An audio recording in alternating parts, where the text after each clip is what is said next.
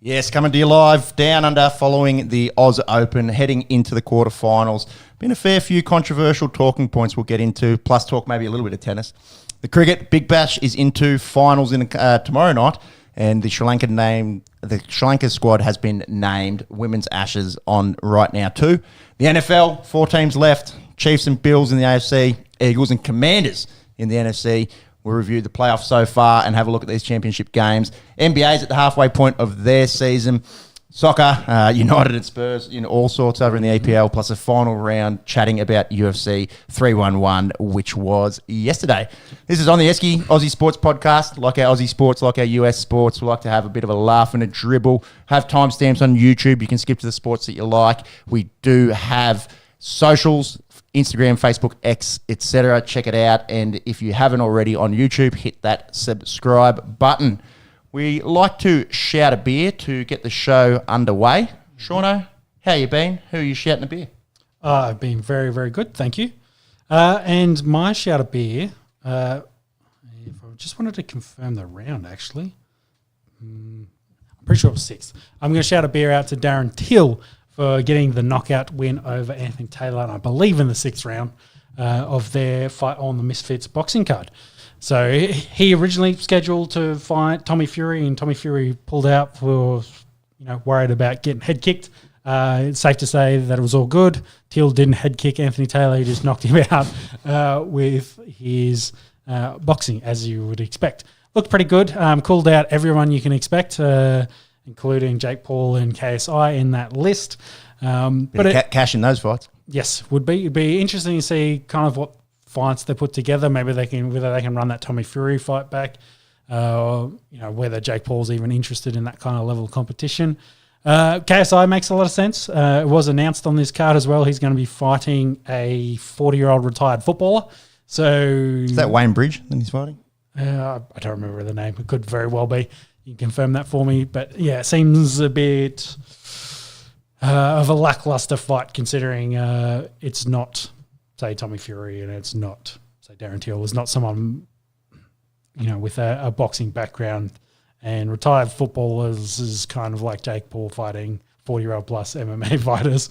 It is Wayne Bridge. He's 44. To a degree. So congrats there to Darren Till. It's good to see him get back in the fighting realm and see what he can do going forward in Misfits, which seems to be a growing promotion over there in the UK. We'll keep an eye on. Enjoy your beer, courtesy of the Esky, Darren Till. I'm going to shout Clint Gutherson, who got done absolutely dirty by the Daily Telegraph about 6-7 days ago. Him and Damien Cook been announced as co-captains for the mighty Dargans this year. And they were trying to squish his head down to fit underneath the text. A lot of people have seen the photos. Check it out. Daily Telegraph, Damien Cook and Clinton Gutherson. Unfortunately, rather than doing it proportionally, they just squished his head. So he looks like a Canadian off South Park. Lost the jaw, essentially. Yeah, exactly. It was really compressed. Did him absolutely dirty. Can't believe that actually went to press. Yeah. And old King Gutho definitely looks a bit better in real life than he does in that picture. So I wonder how many newspapers will have to sign at pre-season training with that picture coming out. The poor bloke. Well, it's not like he's got a huge melon to begin with, but yeah. They've stitched him up big time. Everything's just compressed, put it that way. So enjoy your beer, courtesy of the Esky, Clinton Gutherson. Yeah. As Dragons fan, definitely looking forward to see what Gutho, Cookie, Val Holmes and the like can do. Probably going to have to sip that beer with that lip, with that mouth now. Yeah, for sure. All right, mop of the week. Danielle Collins became maybe the most hated lady in Australia after her match with Destiny Aiva at the Australian Open in the second round. Some on-court sort of antics caught the attention of the crowd. There was a bit of booing that started to occur. And then at the end of the game, gave off you like that kind of motion with her hand, and gave a little bum slap as well to the crowd. For me, I didn't really take too much offence to that. I thought the crowd was giving it out, and she just gave it a little bit back. Yeah. I thought where she came across as a bit arrogant, perhaps, as the post-game presser, where she was saying, well, may as well just take the bigger paycheck, and the people that don't like you, your haters pay your bills, and Yeah, you guys got to go to work tomorrow, kind of thing. Yeah, a bit of Jerome Luai about it, with more money involved, obviously, Yes, with definitely. the Australian Open. And then she said her and her girlfriends love a 5-star vacation, the Bahamas. They like big boats, they like yachts, and we'll post about it the next time we're there and let you guys know. I think that's maybe where she caught more people offside. Third round match, she faced compatriot Madison Keys and came out, as you'd expect, to booze and lost that game and didn't seem to be as chirpy post losing that. But plenty of time for yachts and boats now. So. Yeah, that's right. Boats and hoes, baby. It's funny as well. You see some of the comments from the Australian public and you're like, oh, yeah, if I was a professional athlete, I would get the shits with these type of comments. They're like, I saw multiple times, who is she? Never heard of her. You're like, well, she did make the Australian Open final a couple of years ago. Yes. Maybe that's why she's got a little bit of hard feelings with Australia and going down to Ash Barty a couple of years ago in the final. But it certainly caught the attention of the media and the general public in Australia this week. Yeah, to continue the AusOpen mop flavour, I was surprised you even noticed the booze with the small crowds they've been getting to a lot of the tennis matches because ticket prices have been astronomical. So now we're getting deeper in the rounds, they're getting more and more full. But a lot of the early rounds didn't see a lot of people showing up because tickets were starting at like $300 a seat. So it was a bit expensive. Yeah, I think the food and beverages as well pretty dear. The mate was down there over the weekend saying beer on court will cost you $16. So definitely, not super family friendly for, so if you want to take the wife and kids and, actually stay hydrated in the heat. Having said that, as we head into the more important sort of matchups and there's less games on, expect to see full Rod Laver, Margaret Court, John Cain arenas upcoming, I'd say. Well, we're just about to see the Demon come out, so there won't be any empty seats in there, that's for sure. It wouldn't be empty at all for his match. The other sort of bit of controversy that's really sort of unfolded in the last 24 hours was Novak. Controversy tends to follow Novak Djokovic. Yep. And Tony Jones. So Tony is the anchor. Dinosaur? Oh, yeah. Well, actually, going back to Danielle Collins, she called him the old man. Yeah. So, I suppose he's an older gentleman compared to, say, the players. Yep. And Serbian fans in the back of the live feed singing songs, getting behind their man Novak. And Tony, I think what he thought was going to be in jest turns around. Yeah, some footy banter, I think is the way banter is the way that he sort of described it, or the intent at least. Calling Novak a has-been, overrated, and kick him out, I think was the last bit of... They were the three things. Interesting. He's probably the best tennis player of all time. Yes. So I don't think... He's not doing too bad either. He's still in the quarters, and he's 37, 38 years of old. Yeah, so I don't think... has been an overrated, clarify. So. Yeah, probably. But I also don't think Novak was too worried and concerned about those comments. I think it was more the kick him out, given all the hoopla with the... COVID vaccine a few years ago. Anyways, Novak wins his match last night. Jim Courier normally does a post-match interview on court. Novak pretty much just takes the mic and just says, not giving one, given Tony Jones's insensitive comments. Nothing against the Australian public or you, Jim Courier, just wanted an apology, which then did come out today from Tony Jones. It was interesting the timeline on that as well, because Tony was telling that basically the day of after he'd made the comments, he told Novak's team, like he apologised to them. So he was aware, but it wasn't that was private. There wasn't a formal apology, formally in the media for everyone to see. So that was what happened today. So, and Novak... Channel 9's going to make Tony cave every day of the week if Novak doesn't want to do I'd say so. any media with Channel 9. So I think Tony will lose his job before step on Novak's toes too much. Yeah, exactly. What did you think Novak was overreacting, or do you think he's probably a little bit hypersensitive to the facts, but I guess it is a callback to a difficult period in the tennis world, essentially with the world.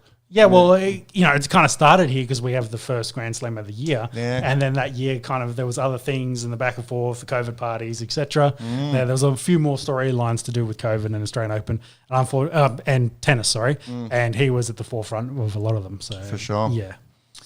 Yeah, interesting. I suppose the setting is also important. If you're saying those comments in jest on a podcast on YouTube, it's maybe a different Yeah, story. like we can get away with it. being the anchor of the official broadcaster to the world. Yeah, so most of it's probably going international. So yeah, it would have been international headlines. And this is a News Corp that owns Channel 9. But probably doesn't want any of that. Yeah, I also wonder how much of it tone and sarcasm and whatnot gets lost in translation as well. Because like in verbatim, that quote doesn't sound good, but obviously there's not much intent there. Yeah, if you called him to see you next Tuesday, you would have got away with it, right? They're like, that's I don't know about that either. yeah, maybe not on midday television. Possibly a bit early for that time slot. Yeah, but they'll go, oh, that's just Australian rhetoric. That's just how they talk down there.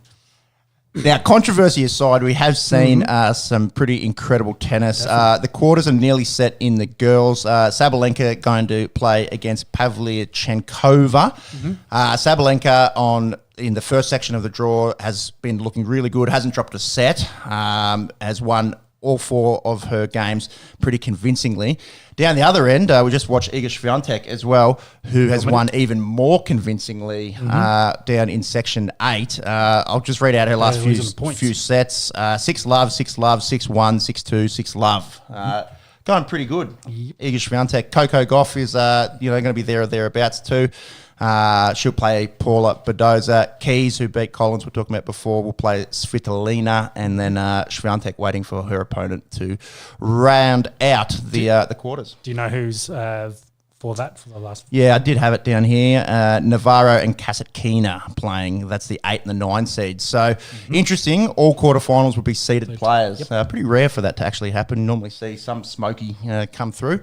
But yeah, with Sabalenka on one side and Swiatek on the other side, that's really sort of shaping up to look like maybe the 1 versus the 2. Yeah, and I think we're talking about it before, that next generation of women's tennis players are coming through, as we had the big turnover of all the big names essentially in female tennis all at once, and now that next generation's come to the forefront as, these are the ladies that are going to be consistently being in the final series for Grand Slams. And that's the word there, it's the consistency.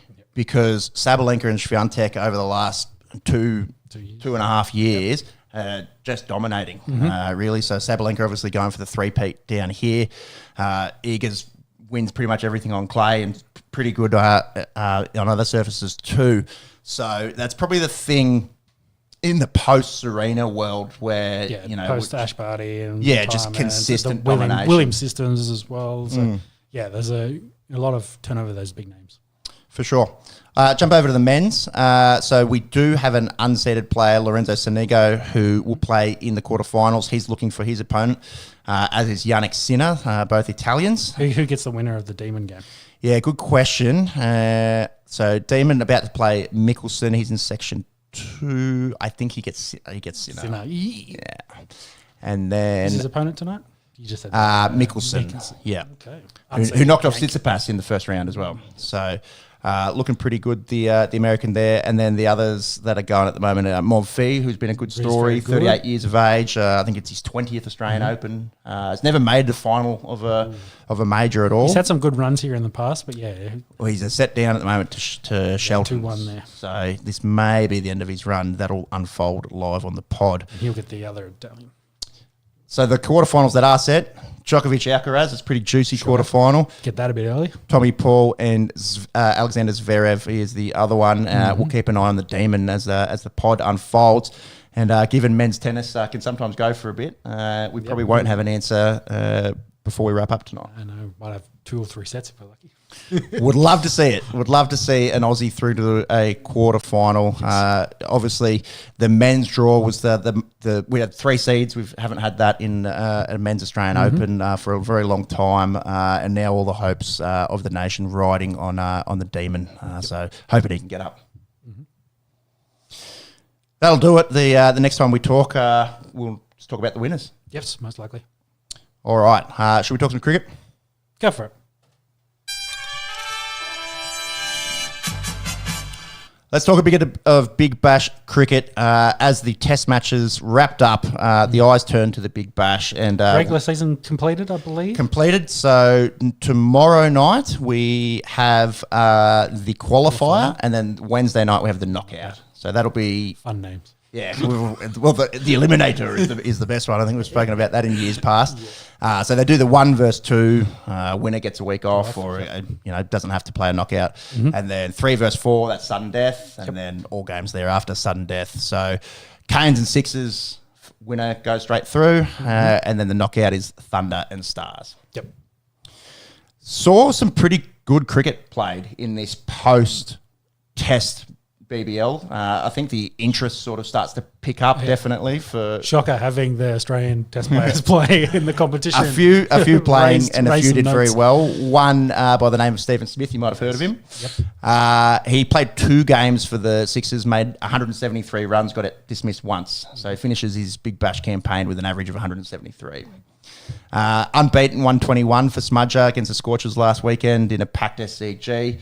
This is his 3rd Big Bash 100 as well, which is, I think, tied the most. Yep. And he's done it in like 30 games. Yeah, so I think, no. So when you say that, it's not tied the most as in he has 3, the entire rest of the competitions has 3 ever, I believe was the stat. No, some individuals have 3. Don't double down. All right. I'll have to go back. We'll go scroll the notes. I could also be wrong. There's been 3 others this tournament. So I'm pretty sure like... maybe it's his tournament. Yeah. Maybe, yeah. He's got 3 this... No, he's got 3 total. And... Don't worry. Keep going. Because I was looking at this when it happened. There's been maybe like 20 Big Bash hundreds total, and he's got 3. I think maybe Chris Lynn and Maxi maybe are the others with 3. It won't be hard to find. Most BBL hundreds. But the take-home message was that... he's fucking good. Yeah. So it's only Ben McDermott. So Smudger and Ben McDermott have 3, and then there's a lot of guys who have 2. So Luke Wright, Alex Carey, Usman Khawaja, Matt Short, Darcy Short, Aaron Finch, Glenn Maxwell have all got 2. Interesting, Lynn Sanity only ever got the 1. And then, if you want hundreds total, there's been heaps. Yeah, okay. So, yeah. Okay, no. Hundreds for the Sydney Sixers in the Big Bash League, 3 Stephen Smith, 1 the other 77 players that have played for them. Yeah. So, yes, he's been very good for that team. That's the status. Very, very good. Very, very good. Here's all the guys that have made 100. It's off the top of my head, it might be closer to 30 guys that have a Big Bash 100. But yeah, only him and Ben McDermott have 3. Smudger 34 matches, Ben McDermott 101. Yeah. Pretty good still at T20 cricket, and might be pertinent if he wants to play more IPL, given that he didn't get picked up last time round. Yeah, well, he doesn't get picked in the Australian team regularly for the white ball, for the T20 format. Yeah, so definitely, still pretty good opening the batting in the short format. It'd be interesting though for the Sixers, 1 because he's dealing with a niggle, I believe, or his injury down there, and 2, they're going into the finals, and he's probably going to disappear. How that team then performs without him? They've gone. Yeah. So Cooper Connolly, big one, won't be there for the Scorchers, and that again as well comes down. We've spoken about it on this pod before, but the scheduling. Yeah. It's hard because you want, obviously, your premier players to be playing, but then we also say on this pod we want to see them play as much Test cricket as possible. Yep. It's a logistical nightmare. Yes. You're not going to have any sort of important cricket that impedes on the IPL, so that means your international cricket, you've only got this window in February, maybe into early March to be playing international cricket. But it's so much better when Smudge, it's clear. It's when Smudge is playing, Travis Head didn't have the best outing for the Strikers. Yeah. Having David Warner play the whole tournament's been so much better. It's as a guy that's recently retired, Maxi, the whole tournament. And you often see Maxi and Stoyan there, but Maxi being back to Maxi that we know and love. Yeah, but notable stars, those are in your franchise faces, if you will, playing, and that really elevates the competition. 100%. And there's levels, obviously, to everything. And it clearly just shows, highlights that, doesn't it? It definitely does. Another cool thing that happened this week in the Big Bash, the Strikers made 251 at the Adelaide Oval against the Heat. It's the second highest score in Big Bash history. Still 20 short of the Stars record, I think, anchored by Glenn Maxwell, 270 odd. But yeah, 250. We saw 251. Matt Short, 109 in that one, and Chris Lynn and Alex Ross both had 40 plus, striking at over 200. Every Heat bowler going for over 40. Cop that. They went on to win that game. Yes. A little bit of catastrophe in the Gabba with the DJ catching fire. Yeah, the DJ booth caught fire and they had to send someone down with. And they had to stop the game for a bit. Yeah, they had to evacuate a large part of the stadium. Really? With the fire spreads, it gets worse. You don't want everyone in there watching it. So, yeah, with the fire, it sets the little alarms off there to stop the game, evacuate large sections of the crowd, and run someone down there to put it out. Mm-hmm. Luckily, they did, and they did manage to resume that game. And then a day or two later, SCG started falling apart. So yeah, so I did see that. That was the wild weather that we had in Sydney over the weekend. Match was abandoned without a ball, so no real safety concerns there. But yeah, it was like a bit of the roof. It looked like a bit of like a Colorbond sheet kind of thing. Yep, flew off. So having some wild weather around the world, that's for sure. What else has happened? So yeah, just leading into the finals, which we'll talk about in just a second. The Scorchers pretty much ended the Strikers and Renegades' hopes the other night. Jake Fraser-McGurk actually made some runs. He had a very lacklustre tournament. Obviously, a lot of hype around how good a player is, and we've seen it in patches, and we definitely saw it Saturday afternoon. Nearly made 195 or 46 there. And then the Scorchers needed the result last night, so they needed the Canes to do them a favour and beat the Stars. Stars went out there and beat the top of the table Canes off the back of Maxi. Maxi had 76 not last night, and then the best thing maybe that I've seen in Big Bash, maybe in cricket history. No, that's a bit of mayo, but definitely the best thing I saw in the Big Bash this season was Maxi and Usama Mir having an 81-run partnership to which Usama contributed zero. Yeah.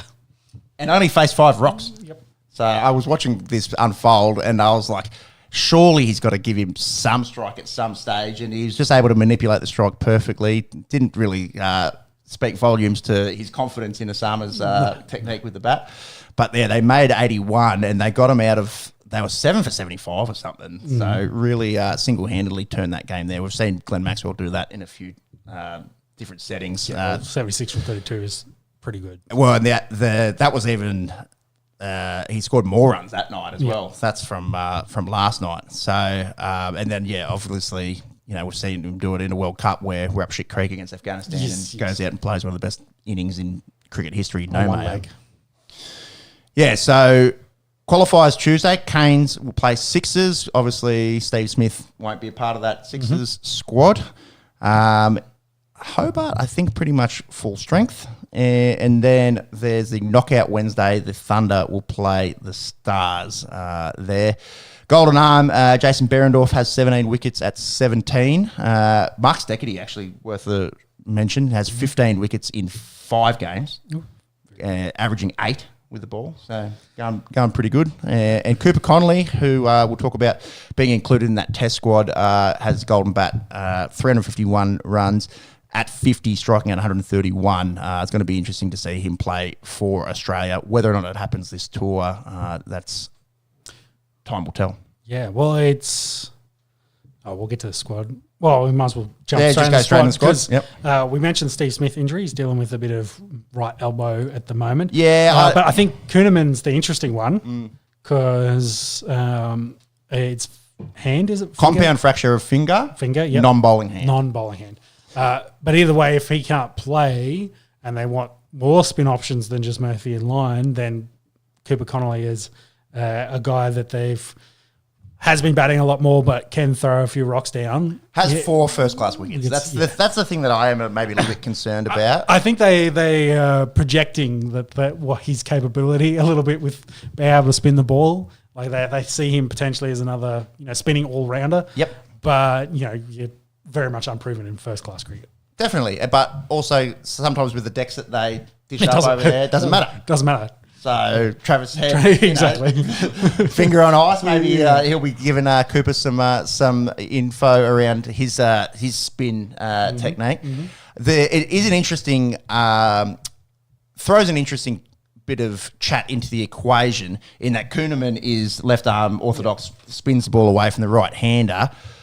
Murphy and Lyon both right arm offies, and if we wanted someone to spin the ball away from the right hander to replace him, we'd need either a leg spinner in Swepson or Zampa, or maybe Ashinaga or someone to get the call up if we wanted to have someone there to spin the ball away. Exactly, like that's always going to be a slight issue there with Murphy. Is him and Lyon are very simple.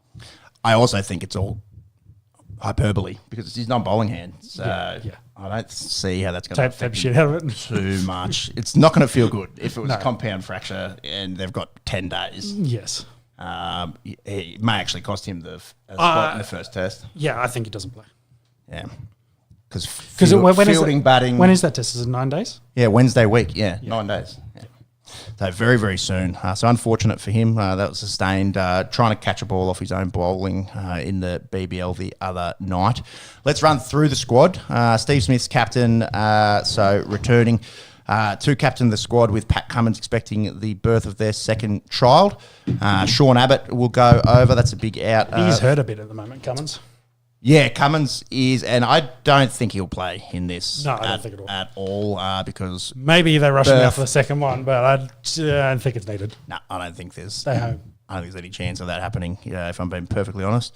Sean Abbott, Scott Boland, Alex Carey, Cooper Connolly, we just spoke about the big sort of inclusion there. Travis Head will be the vice captain. Josh Inglis, Usman Khawaja, Sam Constant, Matt Kuhnemann, Marnus Labuschagne, Nathan Lyon, Nathan McSweeney, Todd Murphy, Mitch Stark, Bo Webster. So well done to the young'uns, all getting another run. Bo Webster, Sam Constant. Nice to see McSweeney in the squad. I think, sending him into the wilderness probably doesn't do anything for his long-term confidence.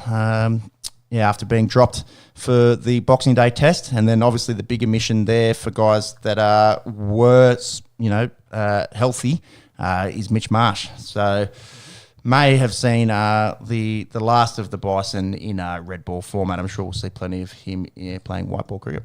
Yep. What's going on with our telly? Is it shit itself? Yeah, it seems to have been. That's all right. Here we go. Yeah, he was coming back. We've got the tennis going. The Demon and Mickelson have just started. That's about it for Australia-Sri Lanka. 9 days until that one. There'll be 2 tests. I think they're only playing the one ODI for that. Both games in Gaul. Yeah, I think we won't really know a squad until they take one look at that pitch. And if it looks like a dust bowl, then expect a few spinners. Yeah, well, if Kuhnemann hadn't broken his finger, there's a good chance they would have played all 3. So we'll see. We'll see what happens with the deck and how many spinners get the nod. I imagine we'll pick at least 2. Yep. Women's Ashes currently on as well. So the T20 is on live right now. All 3 ODIs going to Australia. They have a point system, so the ODIs count for 2. So Australia currently lead 6-0. Mothers of England, shall we say.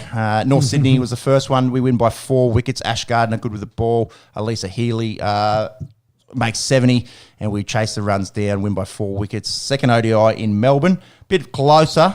We only made 180, but that was enough to win by 21 runs. Elise Perry doing the damage with the bat, and Alana King's been fantastic. She had 4 for 25 in this one, and 5 for 46 in the third ODI in Hobart. Bowls leggies, good viewing, Alana King.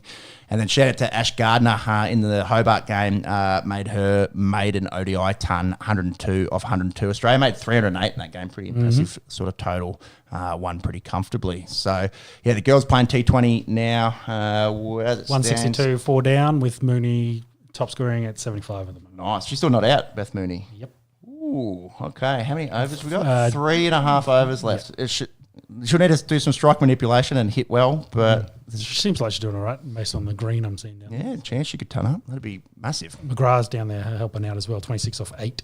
She's been pretty handy, Talia McGrath. And then Ash Gardner, the all-rounder going well. It's all the big guns firing for the Aussies. And, yeah, looking forward to the test match, which starts in a few days' time. Mm-hmm.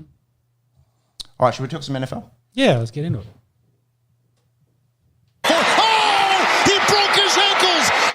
Let's go back to last weekend, wild card weekend, super wild card weekend. Unfortunately, not the best for the neutral viewer. There was really only one close game in the Bucks and Commanders, but still plenty to take out of it. Texans dominated the Chargers. Poor Justin Herbert. Threw 3 picks all year. Yeah, not his best day. Threw 4 in this game. Yep. Thoughts on the Chargers? Their defense looked pretty good. They just obviously had a bad day with the offense. Yeah, they were a bit banged up on offense, but they were lacking offensive weapons all season, essentially. So it was kind of to be expected, and I think this round we really saw the higher seeds dominate the lower seeds throughout, and it was the closer seeds that actually had the closer matches. So, yeah. This game was slightly bit closer, but then the Texans got away with it towards the end. Shout out to their defense. Texans defense dominated. I think they had a pick 6, had plenty of sacks. After I think we talked about it, and it was just like we hadn't thought they'd been up to scratch this year.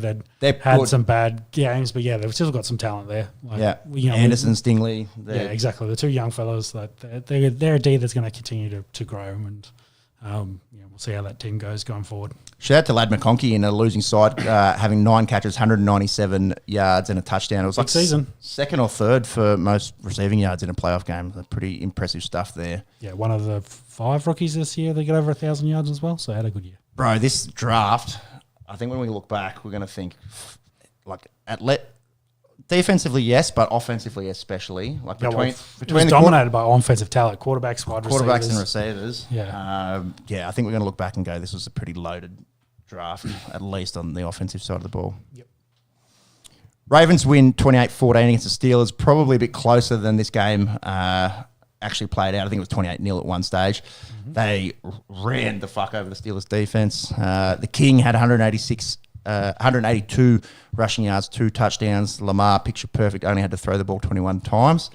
They get through. Steelers bow out. I don't think that surprised too many people. No, they're on a big losing streak leading into it. So you would have watched a fair bit of this game, unfortunately. Both our teams losing. Monks, who's usually here as well, his team lost as well. So Monday last week, not a great team for the Esky team.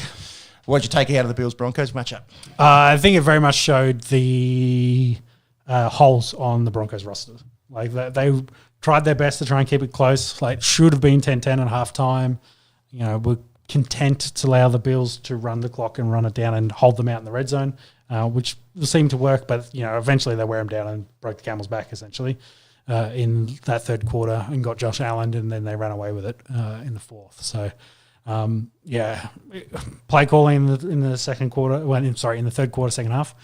Maybe not the greatest. Probably should just get going, but it showed the weakness of in our run game, not having a really good runner. Showed the weakness of not really having a good inside linebacker. The drops from wide receivers on key third downs. It's a young team. We were meant to have the worst record this year and get the first pick. So I think everything over that was gravy. So we'll take that.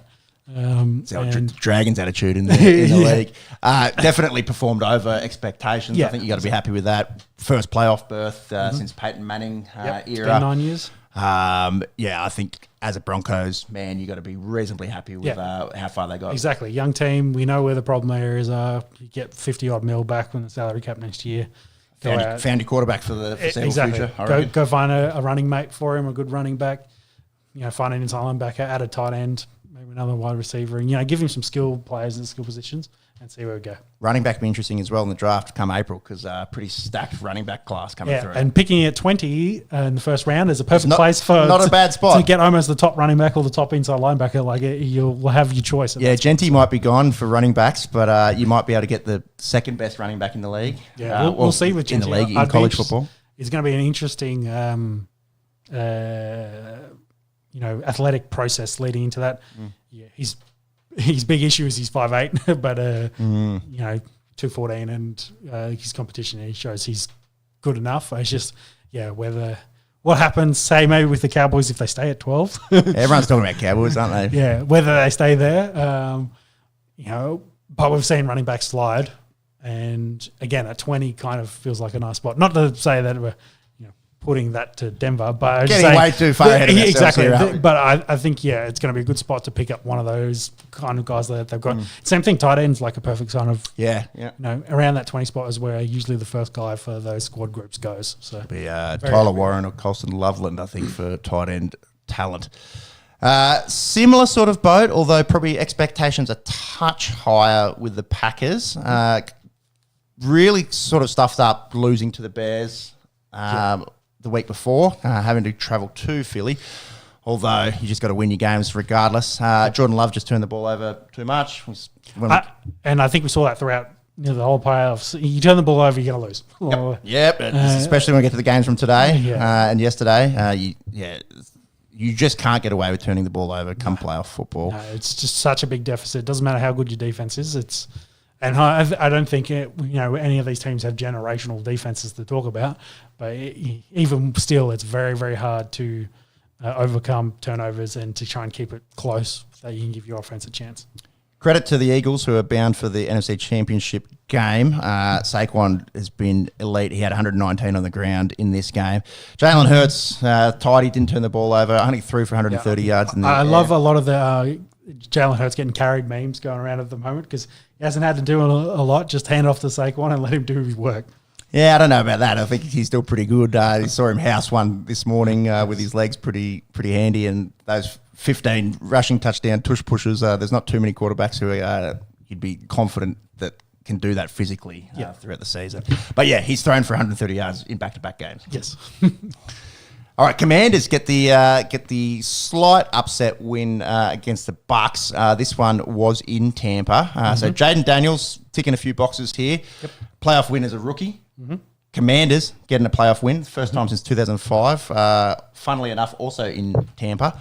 And then when you think about some of the players in that era, Clinton Porter, Sean Taylor, LeVar Arrington, it's starting to feel like 20 years ago, isn't it? Yep. Scary. 2005 is 20 years ago.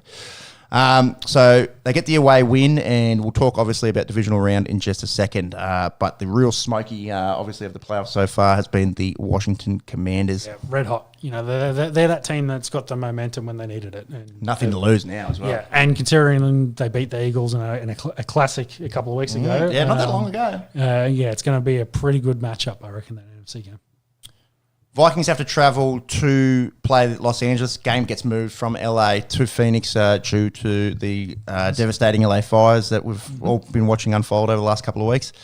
Matt Stafford, handy in this game, doesn't turn the ball over. 2 touchdowns, no picks. Kyron Williams does his job. Vikings offense underwhelming. Yeah. Sam turned it over a couple of times. It's the recipe for losing playoff games. Yep. Thoughts on the seeding system here? So the Vikes win 14 games in the season. They finished second in the NFC North. So they had the second best record in the NFC, or tied with the Eagles. Makes them the top wild card, though. Yes. So they have to, because of the way the seeding works, have an away game. Yep. Against the division champ, that was the Rams. The Rams, who won 10 games. So they win 4 less regular season games. Yes. Do you think anything needs to happen, or do you like the way that it's set up at the moment? Divisions make rivalries, and you want to win a Super Bowl, you got to win playoff games. Yeah, I saw I think the home field advantage is really the big conversation, because I was actually listening to Kurt Warner talk about it, because, playing in, say, Arizona, playing in a dome, you play all that season, you get to playoff, and you saw the playoff games today in weather, and he was talking about, it was like, for me, I get to play in a dome the whole season. I don't get that practice. Whereas if it's the Patriots, New England, they play in that weather all season. So, they can come to my home stadium and play the way they want to play. I can't go to their home stadium and play my natural game because I haven't practiced playing that weather. So, there was I see that conversation about, home games, and I think that's the big advantage for this seeding system.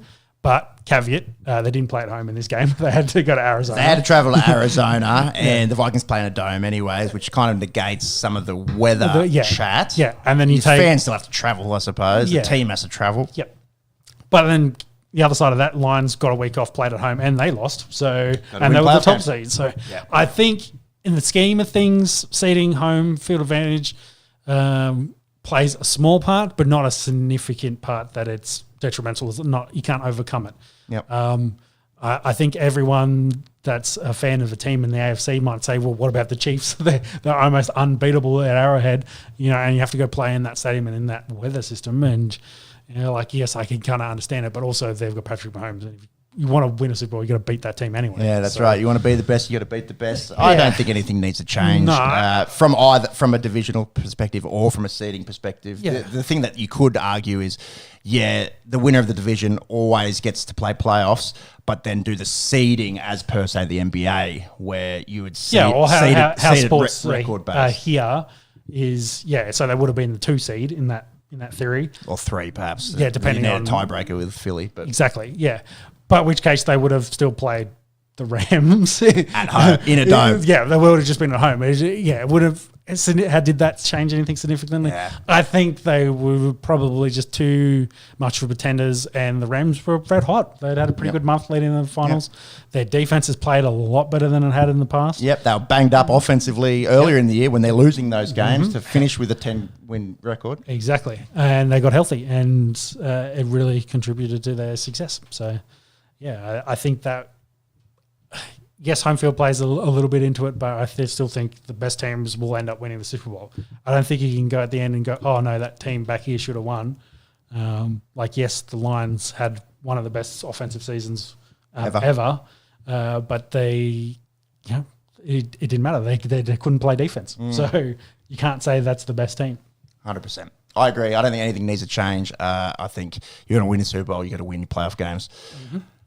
Let's stay on the Rams there because they get knocked out today. But geez, they gave Philly a pretty good run for their money in a snow game. Yeah, the game sort of started clear, then the flurries started in the first, and then got heavier. And by the second half, it was starting to really puke down. And the snowier it got, the harder it got to contain Saquon Barkley. Exactly. Yeah, you just. I kind of were thinking about LaShawn McCoy in Buffalo when it was snowing and playing for the Eagles and having one of the best games you've ever seen. You kind of felt like maybe Saquon's going to repeat that, and he was dominant. So he had, 3 touchdowns? Two touchdowns. 205 both rushing over yards. 60 yards. So, he's breaking big ones. So. Yep. Yeah, very, very good. Like we mentioned before, Hurts didn't have to do a whole lot. AJ Brown has had to do not too much at all. Was reading a book on the sideline last week. Apparently he does that every week. Caught a few headlines. The Rams really gave themselves a good chance. Their defense is kind of sneaky good. They sacked Jalen Hurts 7 times, I think, after getting 9 sacks a week before.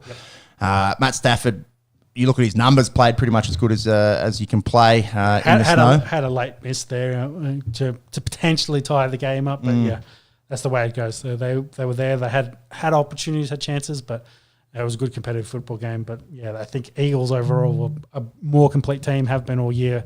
Their defense is really good, and they'll go into the NFC game as favourites. Just looking at Matt Stafford's age, he is 36, about to turn 37. Which is just a spring chicken these days with how long these quarterbacks seem to be going. I'm just having a look. 4-year contract. He'd be close to the end of that. Yeah, I'm trying to see if he's off contract. Because he was 1 year there, won the Super Bowl, didn't win last year. I could be close to his last year. 2025 cash.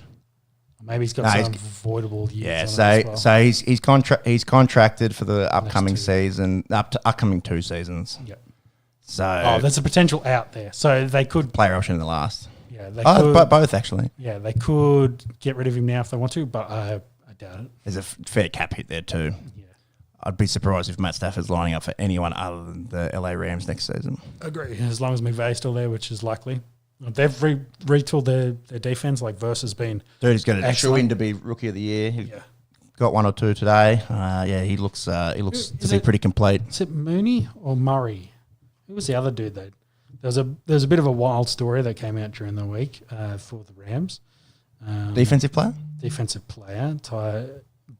end. I'll see if he got any stats today, and I will tell you. Another rookie. He get a sack. Let's have a quick look, and I will tell you. Maybe not. McCullough?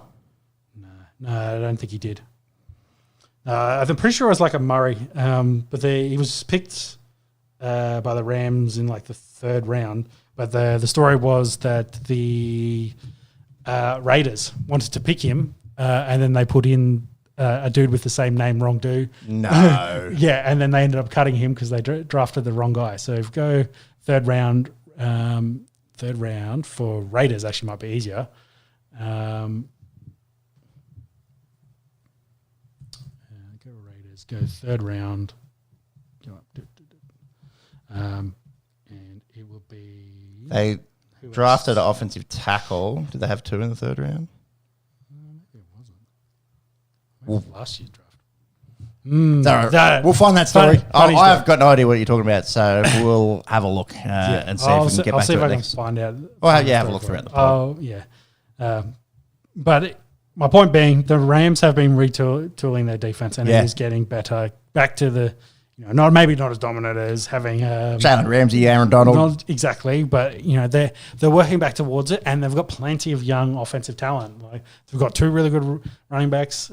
Cooper Kupp's probably not getting any younger, but Puka pretty good. Nakua's still pretty good. So yeah, they're going to be a pretty good team, and their coach is good too. So they're going to be good going forward.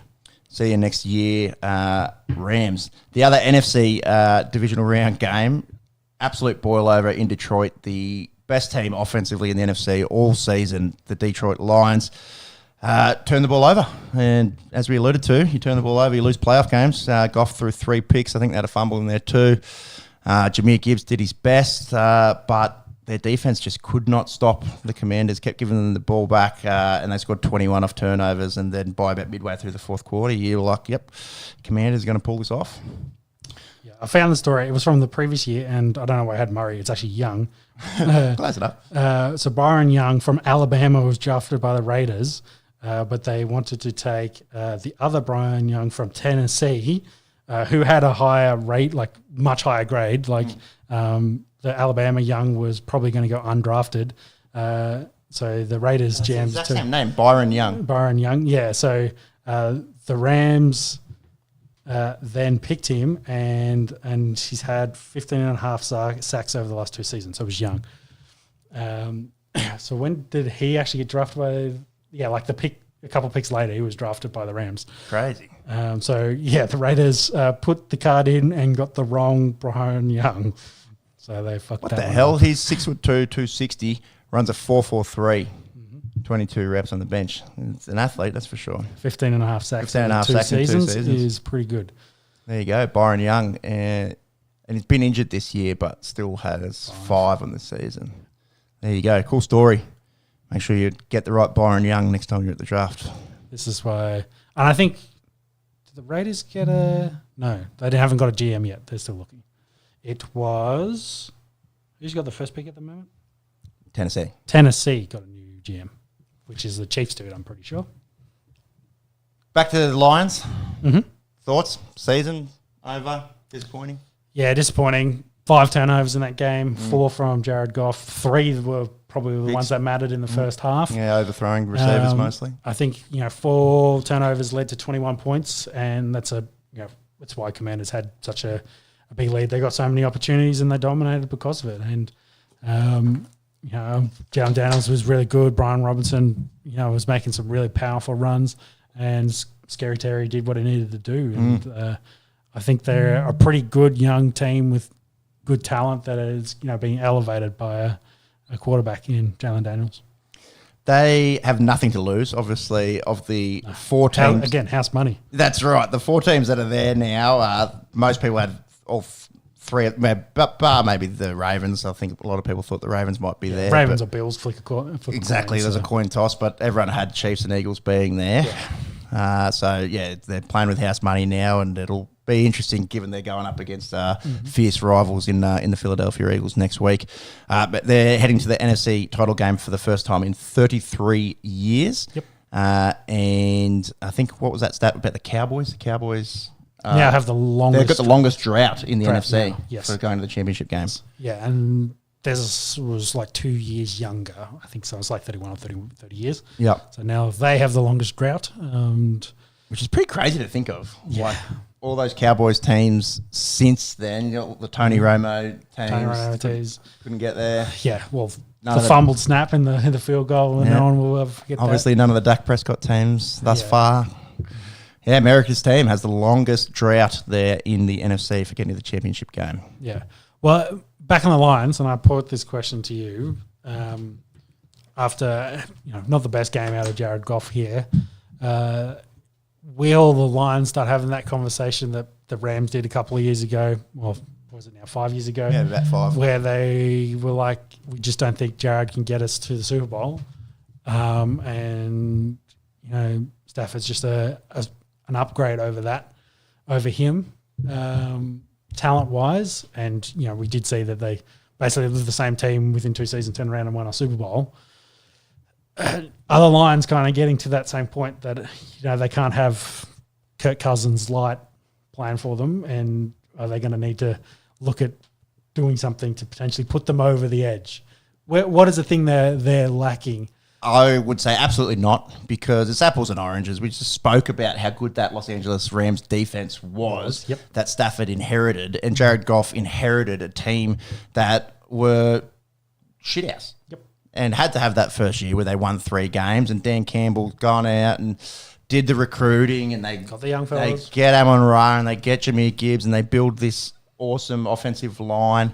They get Aiden Hutchinson, who wasn't there, and does he make a difference with that defense? Possibly, probably. Yeah.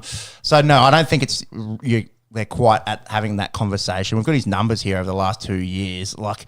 They're pretty impressive numbers. Completed 72% of his passes. I think in growth the season. year on year since 111 passer rating. Yeah, he's gotten better every year. He's been at Detroit, and you could probably align that up with he's getting better talent there across the board. Every skill position's got a guy that you would think is pretty good in there. So throw Laporta in who's for the tight end. Like they've got talent there. It's probably the defensive side of the football. Yeah, they were banged up for a lot. And you could argue, well. if they're fully healthy, it's probably a different ball game.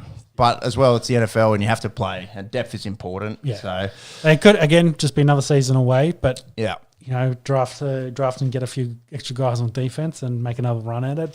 They'll be just as good next year. You'd think all their guys are young. No one's going to be demanding big money to go just yet. Amon-Ra just got his bag. Gibbs is up there with one of the best running backs in the NFL.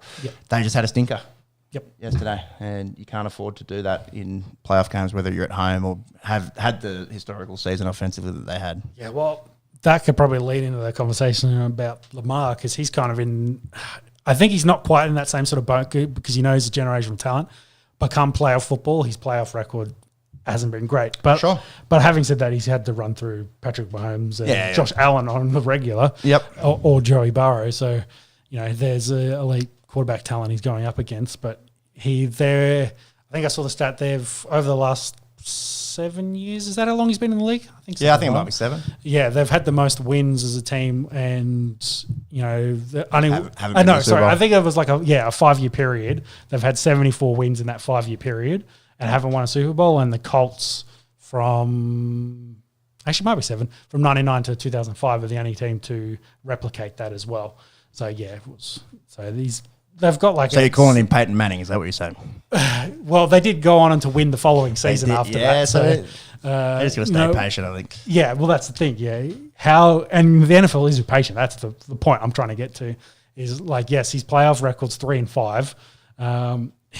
They've got there. They got Derrick Henry. They looked better defensively. They probably had some questions, but they had played a better back end of the year. That's how they got into the playoffs as a 12-5 team. So, should I read out his numbers from this year's playoffs? He's got his playoff numbers. Yeah, he's got MVP numbers everywhere else, but the playoff numbers. So even in 2024, between 2 playoff games, passer rating 122, 4 touchdowns, 1 intercept. Was it Lamar Jackson's fault that they lost today? I don't think so. Yeah. Well, what did he say? We can't turn the fucking ball over. Direct quote. So, and he had one. He fumbled one. Mm-hmm. They had another into the snow as well. Yeah, exactly. They had another fumble. Mm-hmm. He had an intercept as well. Those 3 turnovers is probably the difference in this game because it was very close. Mark Andrews dropped 2-point conversion. Away from overtime. It wasn't for winning, but away from overtime. Yeah, but push it to overtime. Like, it was a close game considering they turned the ball over 3 times to Josh Allen and co. And it was close. Like, I think they statistically had 100 more passing yards, 100 more rushing yards than the Bills did, but they just couldn't finish drives and get points to turn the ball over. And as we've talked about all playoffs, that's a recipe for not winning. But my point on the record thing is, when does teams start having the, do we have to make a change to get over the hill kind of question? Absolutely not. I think it's very hard. He's about to be a 3-time MVP. It's about, yeah. And does that, it's not meant to influence the judge's decision here. Lamar Jackson's the all-pro quarterback. Yeah. Does Josh Allen getting a win here and go to the championship game subconsciously maybe shift the needle back towards him being the MVP? It depends on when the voting happens. I think it was meant to happen right after the season, but to not influence it doesn't get announced now. No, not till the week leading up to the Super Bowl, doesn't Correct. it? Yeah. Yeah. And I think it was 2013 the last time 2 MVPs candidates went up against each other, and that was Peyton and Tom Brady in the UFC Championship. So. Yeah, look, he had a historic year. His numbers are the best that they've ever been. Yeah, I can't write him off at all, but you still have that question mark in the back of your head that he's a regular season bully and a postseason wimp, unfortunately. Yeah, interesting. We'll see how it plays out. Yeah. I thought the start. And there's a few guys that get stuck in like that. Like Elway took forever to win his. Dan Marino never won one. Like some guys just. It's pressure football, which really, I think we've seen it with turnovers. The pressure football, a lot of high pressure stakes in this. Lead to errors, lead to mistakes, and that's why we see those teams that make turnovers generally lose. Yep. And I think it's pretty clear through these 2 rounds that if you turn the ball over, you're going to lose. Yep. Now, I agree with most of what you're saying there, but I also think there's not a world where Lamar Jackson is not highly sought after. No. And again, it's not just down to the quarterback. It's a team game for a reason. They could have done like if you want to take the chance out of Mark Andrews' hands, if you got Derrick Henry from the 2 as well, is there an argument in the snow where it's hard for the defender to get in the backfield? Should they just pounded it with him a couple of times? Yeah, or make it run a play off that potentially as well. May line it all like you're going to go. He'll give it to Henry and hide that ball, and maybe Lamar sneaks around the corner and runs to the post by all untouched. So. And this is a credit to the Chiefs. This is what's differentiating them over the last 7 years to any other team. In these must-win, or must-score situations, they just seem to have the perfect play drawn up every single time. That's Andy Reid for you. Yep. So, some credit to them. And then, maybe Harbaugh and Lamar and Derek and that offensive line need to get together and talk about, what plays to run. But... yeah, again, you can just turn around and just say, fuck, Andrews just has to catch that ball and fall on his ass, and it's probably overtime. Yep. But anything can happen overtime. And, again, we've got to have a coin toss, and whichever quarterback gets it probably goes down the field and scores and wins that game. So probably is a strong word. Possibly.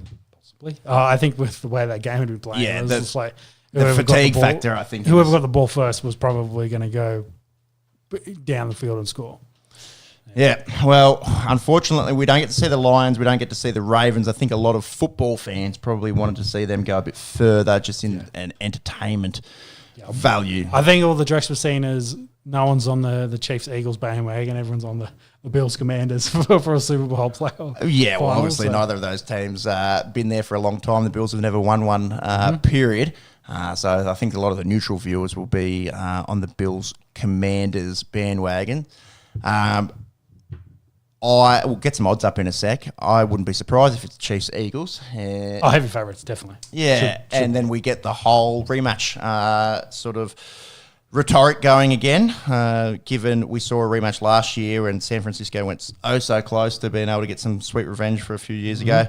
Weren't able to do it. And then the Eagles went down in overtime 2 years ago. I'm sure they would love to go and have another chance again against the Chiefs. We didn't even talk about the Chiefs. We skipped over them. They were good. They're winning the same way. Yeah. Nothing super pretty, not really dominating teams. Wait until Travis Kelce, but they're winning. Open. They're playing a lot off their defense. Their defense has been very good. So, full credit there that Spags has got that defense playing really, really well, and they're relying on it, and that just lets Mahomes need to do what he needs to, which is usually find Kelce over the middle. So in playoffs, that's definitely the way that seems to work. Mm-hmm. He had 7 catches, 117 yards, and a touchdown. Goes to number 1 for catches in playoff history, and he's 2 in yards and touchdowns behind a bloke called Jerry Rice. Yeah. And that was also the 300th win there for Andy Reid, who joins. Look at the names. Bill Belichick. Don Shula, George Hallis. Like, it's pretty elite sort of company there for Andy Reid, yeah. All right, let's look at these games next week. The Commanders will play the Eagles at Lincoln Financial, so in Philly. Commanders will go into it at 3-1, and the Eagles at about $1.40. Mm-hmm. I suppose, like we spoke about, it'll be everyone sort of cheering for the Commanders. That's not a Philly diehard, you'd think.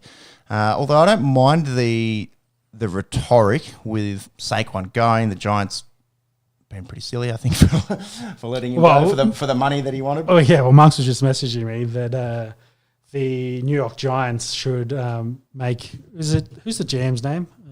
Of the Giants? Yeah, Joe Schooner. Is that how you say his name? Schoen. Maybe? Schoen.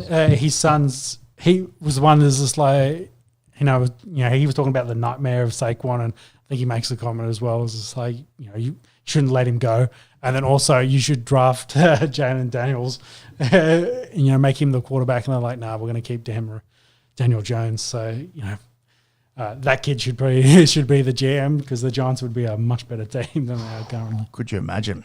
Goes to show as well, you put a guy that's as talented as Saquon behind that offensive line, and good luck stopping him. Yeah. And for the Commanders, there was that story that Ben Johnson, they were going to bring Ben Johnson in as the head coach, and he said he wanted Sam how do you say his name? Howe as the quarterback for this season. And Adam Peters, the GM, said, "Nah, sorry, we'll cancel this interview because I'm drafting a quarterback." And right decision. Right decision in the end. Can a rookie quarterback go there and get the job done? Well, I didn't think they could do it in Detroit. I don't think a lot of people thought they could do it in Detroit. It'd be the first rookie quarterback to win. Yep. I think he'd be like the 4th or 5th to make it to a Super Bowl, but I don't think any rookie has won a Super Bowl. Again, I think they're just playing with O's at the moment. I just don't think that team's quite built for Super Bowl caliber. They're running on momentum. So it just takes the Eagles to take some momentum away and then get behind schedule, and they might run away with this game and put on a big score. But they just need to play them the way they did a couple of weeks ago. And I know no quarterback rookies even started. Yeah, so I think 4 or 5 have made the conference, but none have actually made it through to the Super Bowl. So it would be. The history is against him here. Definitely. That's for sure. Yeah. Again, like I said, that team's probably a year or 2 away from being built, the correct way to win a Super Bowl. But their window is officially open. I'll go Eagles in this one. I'm very much on the Commanders. I've been all season, so I'd love to see them get a win over the Eagles, but you just can't look past how that team's going. But hey, the Commanders made them pay. Daniel threw 5 touchdowns. It was only a couple of weeks ago to beat the Eagles. Less than a month ago. Yeah. So I'll write them in. In. Let's go to the Super Bowl. Clip it up. The later game will be the Bills at the Chiefs. The odds are pretty even, actually. Chiefs $1.83, Bills $2.02 as it stands. Much closer game. The road to the Super Bowl in recent years has run through Arrowhead Stadium. The Chiefs, for a team that's only lost 1 game when their starters have been playing, are winning ugly. Mahomes is not breaking any records at all. Nope. But like we said, their defense looks pretty handy. Very good. Travis Kelce steps up a notch in the playoffs, and their record in these home AFC Championship games is pretty good. Yeah, I think because they won away last year at the Ravens, and then you have to go back a few years. Joe Burrow did knock them off in the year that the Bengals went. That was in Arrowhead. Look at this, how many? So in the last 1, 2, 3, 4, 5, 6, 7 seasons, the AFC Championship game has been at Arrowhead 6 times. Yeah. Chiefs have been there every single time. Yeah, so that's Mahomes' career, I think, essentially. He's been to the AFC Championship every year. And the only guys that's beat him... Super Bowl 4 times, I think. Yeah, and the only guy that's beat him in the championship game is Tom Brady or Joe Burrow. Yep. Yeah, it's going to be a hard task for Buffalo. America will definitely be going for Buffalo in this game. We've seen the growing rhetoric around the refs helping the Chiefs and all of that. We're talking about that a bit pre-game. Sometimes, I don't know now if it's like the confirmation bias, you're looking for it. You're like, oh, what the fuck? Like there was nothing in that. And I think you were saying like Patty Mahomes is probably starting to get a bit smarter with the way that he plays the game as well. Definitely. He definitely looks like he's... what was the word I used earlier? Yeah, I can't remember. Neither can I. It's probably 2 syllables or less if it's... Yeah, coming from me, definitely. I can't think of the word now. That's all right. It's not baiting, but he's trying to pull penalties out. Like he's not... You know, you can see situations where he kind of, especially the ones on the sideline, like he runs the sideline, pulls up right in front of the sideline, trying to bait out a penalty. Maybe that was the word used. I think it was bait. I think baiting. Yeah, trying to bait out a penalty, like, you know, and that second roughing the passer, which essentially was more the Texans guys running each other, but at full speed, it looks like he gets hit hard. But he's like running around, dancing around, and then waiting until the guys close on him, and then drops down. Yeah, like you can see them coming. He drops down and knows, hey, if you're going to hit me, I'm probably getting a penalty here, and I'll take that because, you know, on a big third down where he's not getting the first, like, hey, you can take that. You can see him baiting some of those, and we've seen probably Josh Allen with a few more flops in recent memory as well. I think it's just gamesmanship. I think it's just I think it's a large part of that. Smart. I think the media kind of gets on it because, you know, they're like, hey, this is not soccer, it's American football. Sure. There's, you know, a little bit of that aspect. But you get the commentators as well. You're seeing it more, and I think it was Troy Aikman doing that game, was very much calling it out. And then they had Gene, who's the rules analyst, coming in and going, yeah, I probably agree with you that like that was a bad call. Like that, probably, you know, on replay, it didn't look like, you know, a rough in the passer at all. And it just seems like Mahomes gets more of those than other quarterbacks. And we talk about some of the other hits, like the Lamar hip drop over the sideline, got nothing. Yeah, that should have been a penalty. Yeah, it's like, you know, different crews have different things. The Goff one on the intercept as well possibly should have been a penalty. Yes, yeah, same thing. So, but I think we've been talking about it all year as well, that the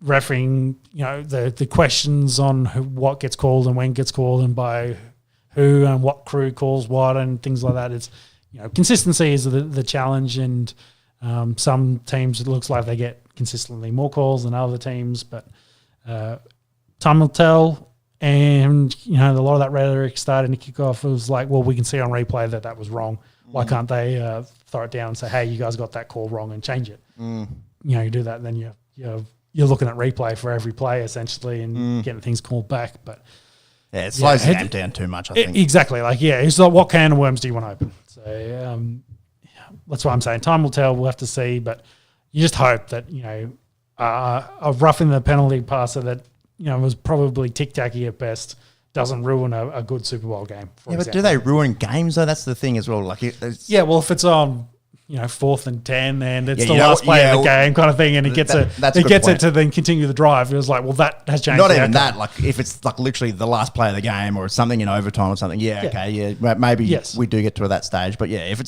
if they're these wishy-washy calls that happen halfway through the second quarter, you're like, well, I don't know. I'm not going to be one that's like, oh, you know, Patrick Mahomes and he's in the ref's pockets and he's not done anything, blah, blah, blah. Like, I think he's very, very good at football, and maybe that does, you know, much like we saw maybe Cameron Smith do in rugby league. I don't think he was in the ref's pocket. I think if you're very good and you know how the game works in real time, I think you probably are able to, in a gamesmanship sort of way. Yeah, you're trying to manipulate it to your advantage. Yeah. Like, there's no denying that. If you're an elite sportsman, you're trying to get every step ahead of you can. Agreed. Yeah, and if you can get a few extra penalties in there, then no doubt. But the general viewer starts looking at it as like, is there favoritism? And, it'll be interesting, especially, you know, with the amount of sports gambling that's going on in the States at the moment, and the amount of what's riding on what some serious... It's palpably different the last 2 seasons, isn't it? The Caesars Sportsbook and DraftKings all around the stadium, every single ad, like it's... They're where we were 10 years ago. Yeah, there's already talk about banning it again. Really? Yeah. Like, because it's been such a huge industry and so detrimental especially to young men's lives. So yeah, there was like, what do we do to? Should we? We've gone too far one direction. Do we regulate it again? Some interesting questions are being going around sports betting in the States yet again. So. Maybe there's something else that they should ban before sports betting. I don't know what it is. Oh, there's probably lots of things they need to work out in that country, but we're not here to talk politics. Indeed. Chiefs, Bills, close to even money. What do you reckon? It's going to be very hard to go past our Chiefs team. I said it earlier in the year, and it's like, I just don't think the Bills can win the Super Bowl with that defense at the moment. They have, they've got turnovers against the Ravens, so that's the big thing. Von Miller actually had a pretty good game, so you're playing a role, and you need those guys and have big games and come playoffs. Like Bills kind of feel to me, I don't want to say a no-name offense, but they just don't have any, and it's probably because it's probably a Buffalo problem, honestly. But you like Cook and their wide receiver room isn't the household names you'd have, say, on other teams. Like when Khalil Shakir is your best wide receiver, it's Murray Cooper's it's different to Jamar Chase or Justin Jefferson. Exactly. So, and that's no offense to Khalil, who was sitting on my fantasy bench all season. No. But then again, you probably could say the same thing about where the Chiefs are at the moment. Their wide receiver room, dude. Yeah, it's Hopkins is a name, but he's very old. And Xavier Worthy was the only receiver that caught a pass yesterday. Yep. The other passes went to Kelsey, Noah Gray, and the running backs. So, I don't know. I think if you've got a reasonable offensive line with a good quarterback and a good defense, that's probably what you need. These teams are very comparable in that regards, and you probably have Chiefs just touch ahead defensively for the way they've played all year. So, you probably give the defensive edge there. And Mahomes, and you always worry, hey, you're going to get Josh Allen, but, you've got Patrick Mahomes on the other side as well. You might get Mahomes. So, again, I'm kind of coin tossed in that regard. They're both excellent quarterbacks. So this is why this game is as close as it is. You probably lead towards the script and the Chiefs getting a no through again, and see Kels retire after a three-peat. Like I think that's the NFL script. So we'll see if the refs help them out to get there. But so you're going Chiefs with some controversy. I think that I'd want the Bills to win, but I think Chiefs are going to get through. I'm going to the Bills just for a bit of fun and. This being on paper maybe not the best Chiefs team that we've seen in years gone by. Especially offensively. They're not that powerhouse offense team we've seen, carried by the defense. But hey, that also is a way to win a Super Bowl. So that gives us a Chiefs-Commanders Super Bowl. In your reckoning, it gives us Eagles-Bills Eagles-Bills Super Bowl in my reckoning. Watch neither of those things play out. Yep. And we probably say Chiefs-Eagles. Yeah. The more I think about this, the more I like the Philadelphia Eagles. I think they're the most complete team. Complete team here. I think Saquon, at home, especially if they get a bit of weather and that offensive line gets rolling, going to be very, very hard to beat. And then they go to a dome in New Orleans if they win that and could tear you up inside as well. Yeah, I think the big difference from the Eagles side to the other teams on the AFC side is probably quarterback. Like, if you take one of those quarterbacks and put it in an Eagles team, so she wrote. Like you give him the Super Bowl already. But what about a tush push? Josh Allen, you could do it with. Imagine a tush push with Josh Allen. They're doing it from the 20-yard line if they want. And Josh Allen's gone straight down the middle. I think they're just different talents of quarterback. Yeah. Like Hurts is very good at what he does. Yeah, man. But he's just not the pure passer that those two are. Throw for 350 yards to win games. Yeah. But if you have to throw for 350 yards, if you go down early, and you're chasing, okay, that's a reasonable point. Yeah, if you're down 17-0 halfway through the second quarter, he's not going. I'd give me Patrick Mahomes every day of the week. Exactly. Like I think if you line those three quarterbacks up and you had to pick one, Hurts is your third pick. Yep, I think that's reasonable. Yeah. So you can see that that's the difference potentially with there and that team. So I don't want to say Hurts is going to be their fall down, but come Super Bowl time, it was probably the difference in that Eagles Chiefs game originally.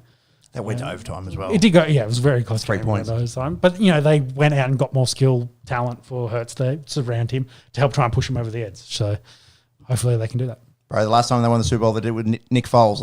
I think they'll be all right. Yeah. They are the favourites in terms of the 4 teams that are left. 263 to win the Lombardi Trophy. Chiefs are at 3s. Bills at 330s. The Commies are the rank outsiders now at 8. Yep. A bit of coaching news. So Mark Vrabel officially signed with the Patriots. Yeah, not a huge amount considering how many open spots there are at the moment. It's kind of been quiet, which probably leads to that some of the coordinators from these top 4 teams I guess the teams that played today are going to be going to new jobs. And we'll probably have some news in the coming weeks. But, as it stands now, Vrabel's the only one that's officially signed with the Patriots. Rumours there's Ben Johnson to Raiders. And I didn't realise he's as young as he's 38, the offensive coordinator for the Lions. Mm-hmm. And, the Cowboys have had a lot of interesting rumours. The big one, of course, was Deion Sanders potentially going to the Cowboys. There seems there's a little love there between him and Jerry Jones. And, so what happens there? Do the Cowboys have to trade up to get Shooter Sanders there? Yeah, I think if you get one Sanders, you're going to probably have to get the other one to make it work. And you've got to have to trade a bit to get up to they've potentially the second pick. Well, they've got the big piece that they could potentially use in Dak to make that happen. And what do you do if you're the Browns or the Titans? Do you take that? Well, Browns maybe. Their big issue is going to be their salary cap because I think they have to pay Deshaun Watson next year because he redid his Achilles, so he'll have he's fully guaranteed, so that'll be guaranteed for injury. That'll prevent him from being cut.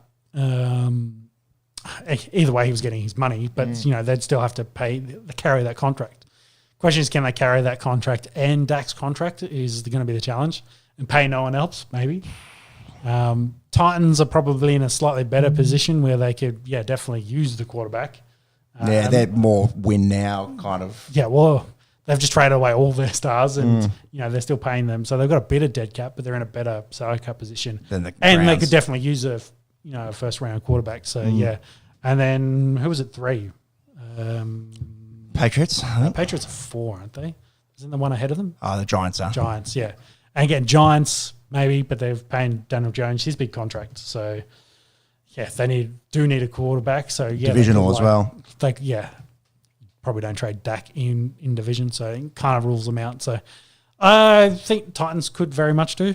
Throw Dak in number 12. Like, that's a pretty handy trade there for number 1. It's going to be very interesting come April into the NFL draft, that's for sure. Yep.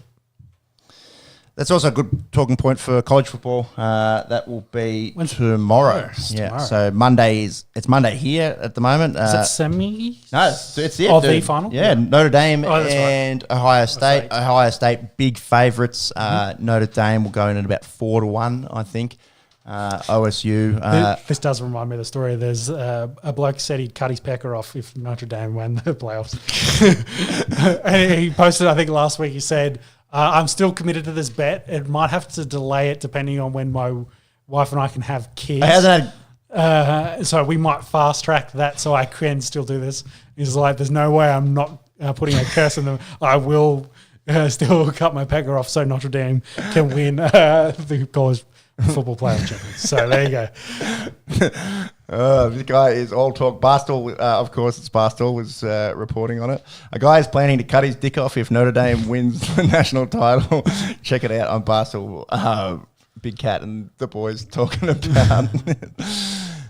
Funny. So yes, if they do win tomorrow, just remember some poor bloke's going to cut his pecker off. Yeah, I wouldn't go through with that. I'd say roast me for eternity. I was all talk. Up the Irish. That'll do us for the NFL. The next time we're on air, we'll probably be previewing the Super Bowl. So looking forward to that. Most teams, obviously, out at this stage. So you watch everyone jumping on the Bills and Commanders bandwagons. Can I just say that the Dan Campbell quote, I forgot to mention it before. About Cancun? Yeah, see you in 2 weeks. He meant Cancun, not in the finals. Yeah, both of them gone. Hard to imagine both the Lions and Vikings missing out on the championship game a couple of weeks ago. Yep. That's for sure. But, you got to win playoff games, and shout out to the Commanders. Had to win when it matters. Yep, and win away. They won both games away. Your record doesn't matter. Rookie quarterback. You're 0-0 and you start again. That's right. It's 0-0, boys. Yes, let's go. 0-0. All right, let's talk some NBA. Curry sets, fires, puts it up, bang! Yeah, we got the jerseys up in the background here. Australia and India has finished, so we needed to chuck some stuff up there. And the more we watch, Celtics Thunder definitely could happen. That's the shortest odds for the NBA Finals. I reckon the Cavs are starting to get a little bit of recognition amongst the bookies. They're $4 to win the East. That's the shortest that they've been all year, despite starting however red hot they started. Although, we talk about it, in October basketball is kind of different to January, and then January is obviously different to April. So they're 34-6. They're $4 to win the East. They're 5 games clear of the Celtics now in the East, and have won a game against the Celtics as well. So, yeah, I think if they stay injury-free, could certainly give the Celtics a run for their money. Celtics still odds-on favourite to win the East. 29-12 is their record now. Good team, basketball. Could, miss a few games with Jason Tatum not in the lineup and still could do very, very well if anything was to happen. Obviously, they wouldn't want to lose their best player. Very reliant on the 3-ball as well. We spoke about that earlier. They actually, when they're playing well and shooting well, really, really fun to watch, and offensively do a lot. Knicks are kind of starting to get a bit interesting. Third, 27-16. They're 4 games clear of the Bucks. Cat, definitely the right option, bringing him in. We spoke a couple of weeks ago about Gobert starting to fade a little bit over at the T-Wolves, so they definitely did the right thing, I think, there in picking up Cat, and he's seen a bit of resurgence in his career. Jalen Brunson only getting better. The Knicks are looking fun. They're $6.50. It's going to be hard, though, and I think it's too early to start to be talking about this. The Bucks I could also see, at least making the Eastern Conference Finals. It's going to be hard. They're 6-1 since the last pod. They're now 23-17. I'm trying to find where am I putting my lines in. Could be there, but honestly, definitely because of the gap. But you think, Bucks and Pacers, with their recent form, if they can continue it, then they can enter the conversation. But past that 5, then you probably. And the Pacers made the Eastern Conference Finals last year, and no one expected them to get that far last year. But if your line is who can actually make the finals, I think that's fair. Cavs, Celtics, Knicks, Bucks. I'd be happy to draw the line there. Magic, Paolo Banchero back in, hasn't looked himself. He's not putting up big numbers just yet. Working his way back in. Yeah, that's right. He ended up missing ages with that oblique tear. Just working his way back into it. Should we do a Dyson Daniels check for steals? Steals, yeah. He was 102 last pod 2 weeks ago. So let's go total steals this season. I'm surprised that didn't come straight up. Let's have a look here. So still averaging 3 and a bit a game. 24 seasons, steals, 3.1 by 37. Totals, you want the next one. Down one. 113. 113. So it's actually slowed. It's actually slowed. Only added 11. Yeah. Still going to fucking shit it in steals later, but definitely not breaking any records. Pistons 21-20. So happy to be there, I think. It'd be massive for Detroit Pistons fans if they actually make play-in or playoffs would be good. Playoffs is big for them. Where's Jimmy Butler at? Heat, nowhere. Heat kind of are the big sort of talking point here in terms of movement. We spoke 2 weeks ago about the ban. Yeah, him being banned, which happened in-house. All his teammates are offside as well with him. I've seen a fair bit of Timberwolves in those headlines. Timberwolves would kind of be fun. Massive falling out with the coach, with Tyler Hero. The other headline that was there was less the team and more the coaching staff and management. I think that's been Jimmy B's big beef. Is I've been here for ages and you haven't brought me anything in to support me. I need some more talent, need some more stars around me. Yeah, I don't know how much I buy into that. Tyler Hero's pretty good player. Bam's been one of the most consistent. Like he's not a superstar, but he's a consistent centre. Yeah, I kind of see Jimmy's point though when he looks around the league and sees some of the other teams being put together. Making moves. Yeah, like I think that's the big difference. Suns remain favoured. Yeah. Fuck, that's it's an interesting lineup at the Suns if they have Durant, Beal, Booker, Jimmy Butler, like just picking up all these old vets. Suns, Grizzlies, Pelicans is that. When is the trade deadline? NBA trade deadline, because it's not far now. Okay, because they were saying in that as well that for the future, foreseeable future, he's with Miami.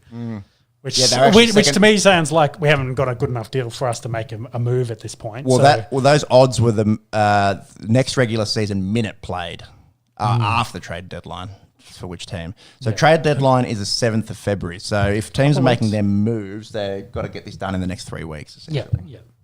So and until the deadline hits, there's not a lot of pressure at this stage. So you watch. As you can see, as we're kind of saying there's a lot of smoke in the media, probably from team, from agents, etc., of trying to who's interested, who would they like to go to, and who's not ponying up the cash at this stage. So we'll have to see what happens and who can get the best offer, who's got the, who's going to trade what.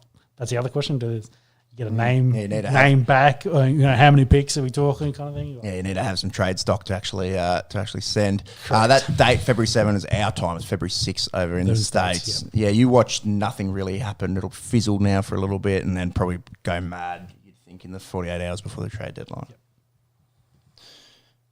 Bulls, 76ers. I think it's starting to get too late for the 76ers. 15-24. And barely been playing. Keeps dodging the Joker. Have you seen he hasn't played in Denver for fucking 4 years or something? Yep. I think it's curtains on their season, to be honest. Nets, Hornets, Raptors. The Wizards have not won a game since our last pod. I did see the Nets were down by like 70 in a game during the week. So I think they scored 67. Is what they scored in the game. Pretty ordinary viewing. So the bottom end, particularly of the East, is looking pretty ordinary. The Hornets down there, LaMelo's back. I think they maybe can be play-in kind of potential if he stays healthy. They got to win 15 games?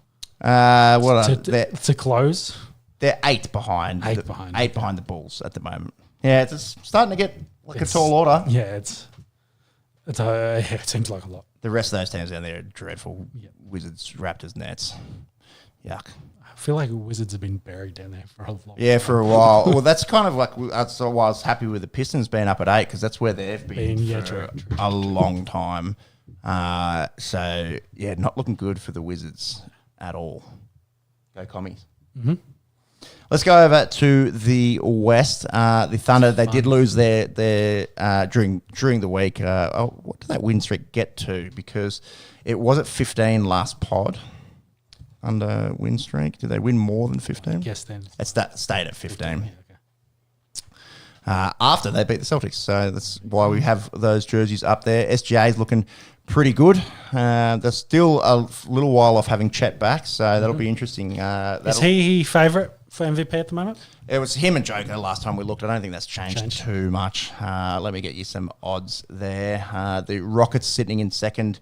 I think a lot of people starting to actually sort of say, maybe this year. There's $15 to win the West. It's pretty interesting in the West. Like Thunder are out 7-game lead on everyone, and then they're the best team in the West by a long way. 2 through, I guess, all the way to I'll go to 10 is 7 games there, or 5 between there and 8. So it's pretty packed there in the middle. It's so much more interesting than the East. If I'm being completely honest. I think there's just so many teams there. Good teams. That you could actually would you be surprised if the Nuggets won it all this year? No. Would you be surprised if the Mavs won the whole thing this year? No. They're coming 7th. Yeah. Who's 7th in the East? The Hawks. They're not. No. It's far more interesting. It's far deeper. Yep. We'll get into it more as we go down. I'm just trying to get these MVP odds, which I don't think would have changed a whole lot. So we do that. We've got Rockets, Grizzlies, Nuggets, Clippers, Lakers make up the rest of the 6. Followed Mavs in 7 with the T-Wolves there in 8th. Kings at 9 and Suns at 10 are the first team there with average record. Everyone else is above 500. SGA has shortened since last week, since our pod. Yeah, because he was $1.60 in our last pod, so down into $1.30, Joker $3.60, and Giannis is blown out because remember he was in the teens. Yep. So essentially a 2-horse race with SGA being pretty heavily favoured at this stage as well. Yep. Yeah, they've been dominant. So he's been so good, dude. He's so good. Where does it? Yeah, we're getting the lines out, the permanent marker, drawing through lines down the bottom. Maybe Spurs, just purely because it's so tight everywhere else. Yeah, and they're in. I guess they're still in touch. Like they're only a game behind the Warriors and Suns. Yeah, but so I think the Spurs are a year away from being a year away. Yeah, agree. Like Wembley's going to do what he can to. Wemby's going to do what he can to. The freaky years, keep them in a lot of games and keep it close. But yeah, like you said, I still think they're 1 or 2 pieces away from really being a dominant force. I wonder if Golden State need to start getting a bit worried. They're $12 to win the West. They're coming 11th. Yeah. I suppose they're 500, and it's so tight. Like there's 3 games that separate them and the Clippers who are in 5th. Yeah, like a win 6 straight and being 4th. Like it kind of in that state at the moment. So. Yep. It's close. They're within touch, and we'll have to see how it plays out. How far are we over halfway? Yep. All-Star break will be coming up. Let me see. All-Star break. Yeah. NBA. 17. We're still a month away. Still a month away. So getting very close. I think in terms of games played, we are at about the halfway mark of the regular season, but then obviously when you take into account playoff basketball finals, 40 and 43 games played. Yeah. So most, like the Thunder have played 42 games. That's smack bang in the middle of the season. 41 is technically the middle, but if you take into account playoffs and whatnot, the traditional sort of middle of the season is All-Star break. Yep. All right, let's talk some football.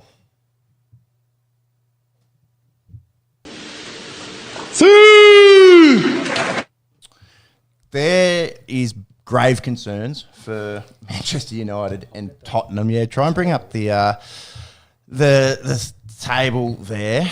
A bit of chat amongst mates this week, kind of half jokingly, but kind of half serious as well, around Manchester United possibly getting relegated. I don't think it's going to happen. I think they're 10 points clear. They're 10 points clear of Ipswich. Southampton's going. With 14 matches to go?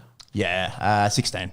16. So 38, yeah. Okay. Yeah, I don't think they're going to get relegated. They could finish like fucking 15th or 16th, which is crazy to think about. Yeah, Tottenham's currently 15th. Game, they're going to be in trouble. But yeah, I think they've got 4-game lead currently on Ipswich Town. Like I think they'll be all right. There was chat about who's getting sacked first, Ange or Almiron. I think Almiron's be unlucky. He'd be pretty unlucky to get sacked, given he's only been at the club 6 weeks, but they just haven't been able to turn anything around since him coming in. Tottenham, on the other hand, probably a little bit worried for Ange there. Yeah, bro, they're stinking it up. They haven't won in the league for over a month. Their last 5 games, 4 losses and a draw. They are banged up to all shit. Yeah, they're 3-12.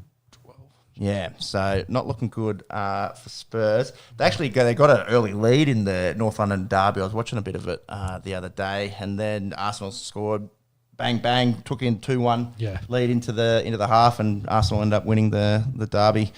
Tottenham's in all sorts of trouble.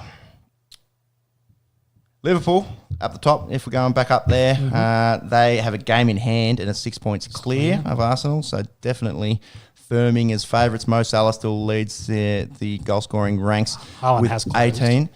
Haaland we'll talk about in just a second. Arsenal 6 points behind. They're definitely still there. Not Forest, incredible. They're equal second on 44 points. It's just the goal difference that separates them and Gunners. Man City have turned things around after a very lacklustre time around Christmas. They're 4th. They're 38 points. And Erling Haaland signed for 10 years. Jeez. How much is he getting paid? That's 10 years is, I don't want to say pretty regular these days, but you're getting some longer contracts. I think the dollar numbers. Is he getting $1 billion? Well, I think I saw the article in Australian dollars. I think he's getting $1 million Australian dollars for a week for the next 10 years. So that's 52 a year. Yeah. So it's 500. $500 million. $500 million. So his previous deal was set to expire 2027. Now contracted until the end of the 33-34 season, by which age he'll be 33. Which is wild. Yeah, he's only 24 years of age, and he's had a semi-regression this season on where he was. Semi-regression, still second leading scorer. Yeah, which speaks volumes to where he was last season. That's for sure. So yeah, $1 million AUDs a week for the next 10 years. That's pretty crazy. Yep. Considering there used to be those lottos where you'd win $1 million a year for the next 10 years or something. You're like, oh yeah, I'll raise you that and take it in a week. That's wild money. I did see there's some rhetoric around teams in the last 4 years being breaching not the salary cap, but their cost spending, fair play, fair thingy, whatever it's called. That there might be some sanctions coming down, which is usually the same thing they've said every year in that period, and nothing's happened unless you're. Who did it happen to? Was it Man City? Everton? Everton actually got dock points, and then Man City been under investigation for forever. Yeah. So makes you wonder. Again, there was more thrown around there. Exactly. It was especially when you were talking about $500 million and oil tycoon. Yeah. So it's that wasn't me. That was something in my throat. That came from down the back there. But it was, I guess, just interesting to hear or seeing. That pop up again in the news that, hey, that they're still looking at it and they're still looking at potential, fines or things for whatever in the EPL. Yeah, it's called UEFA Financial Fair Play Regulations, FFP.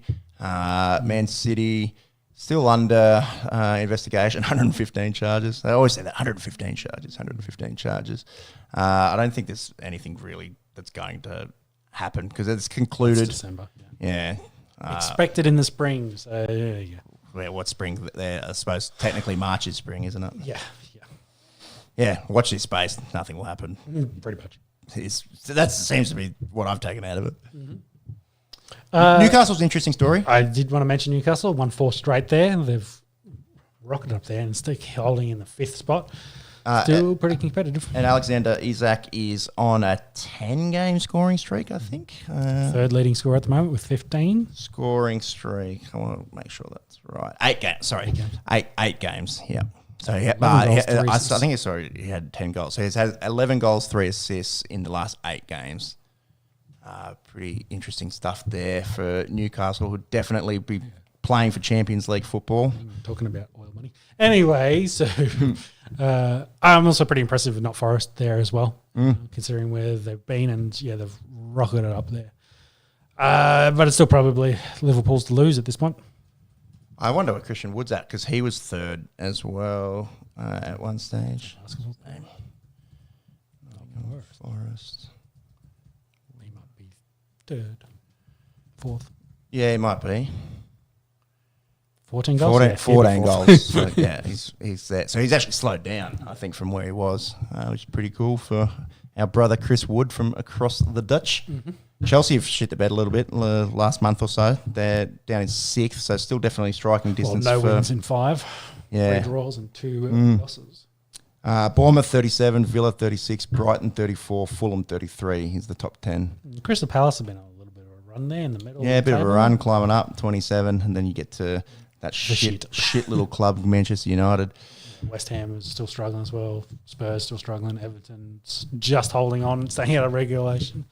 That's been their challenge the last couple of years, to avoid being regulated. Yeah, and then Wolves are like in legitimate chance of getting relegated. So that's the bottom 4. Wolves, Ipswich, Leicester, Southampton. Southampton's as good as gone. Southampton actually led Manchester United the other day at home, and then United were able to turn it around and win the game. But pretty dire for United and Tottenham fans alike. Mm-hmm. Had a little bit of chat as well. If if United were to get relegated, and this is purely hypothetical, it doesn't seem like it's going to happen, would it be a bigger story than Leicester winning it a few years ago? Probably. Yeah, that was my feeling. You're talking about one of the premier clubs in the last 3 decades. You know, you think of the name. It's the most successful club in English football history. Yeah, you think of the name, you go Beckham and Cristiano Ronaldo into Wayne Rooney. Like the amount of big English names, especially in the English Premier League, like in our memory. Yeah, exactly.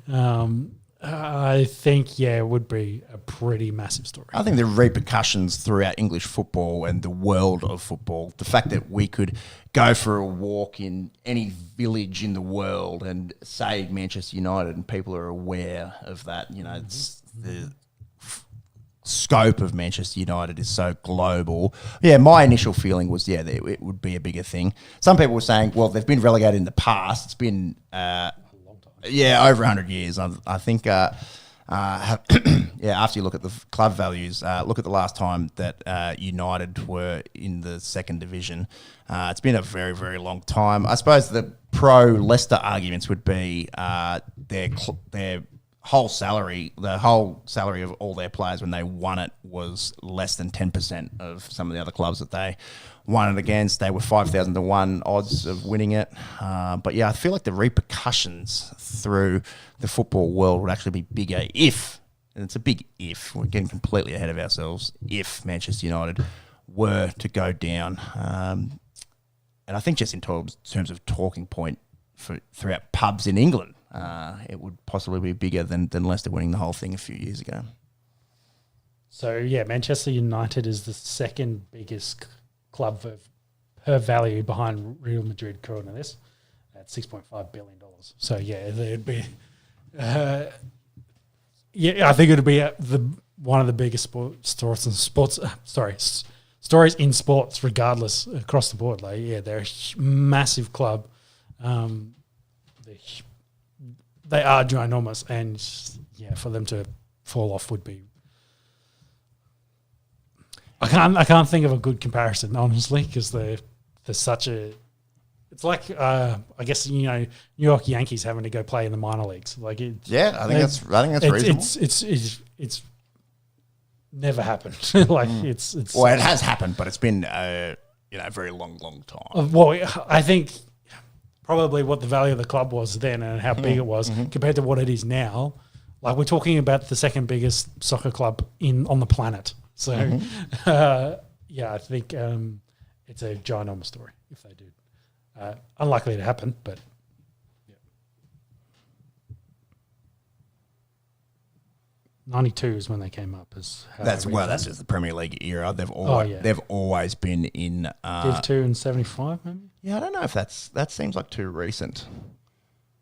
When you say recent, still 50 years ago. Oh, yeah. So they did go down in the 70s. There you go. And then before that... season? Yeah, one season. And then they went back up. They won, I think. Yeah. That's weird to look at. In the 70s, United went down 74, 75. There you go. Average attendance was 47,700 for that season.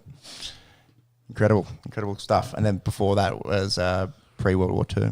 I agree. And they weren't a $6.5 billion club back then. They're probably slightly less valuable. Yeah. That. And they've had those 3 big names that I mentioned before, which plus the 2 of them very much helped grow that club into an international. Yeah, the 3-peat in 98. Yeah, all the success through the 90s and noughties. For me, when I first heard that, I thought, it'll be a bigger story if United went down. A lot of people pushed back in my group chat, but they had pretty valid points as well. Yep. Let us know in the comments what you reckon. If you think Manchester United getting relegated would be a bigger story than Leicester winning the whole thing a few years ago.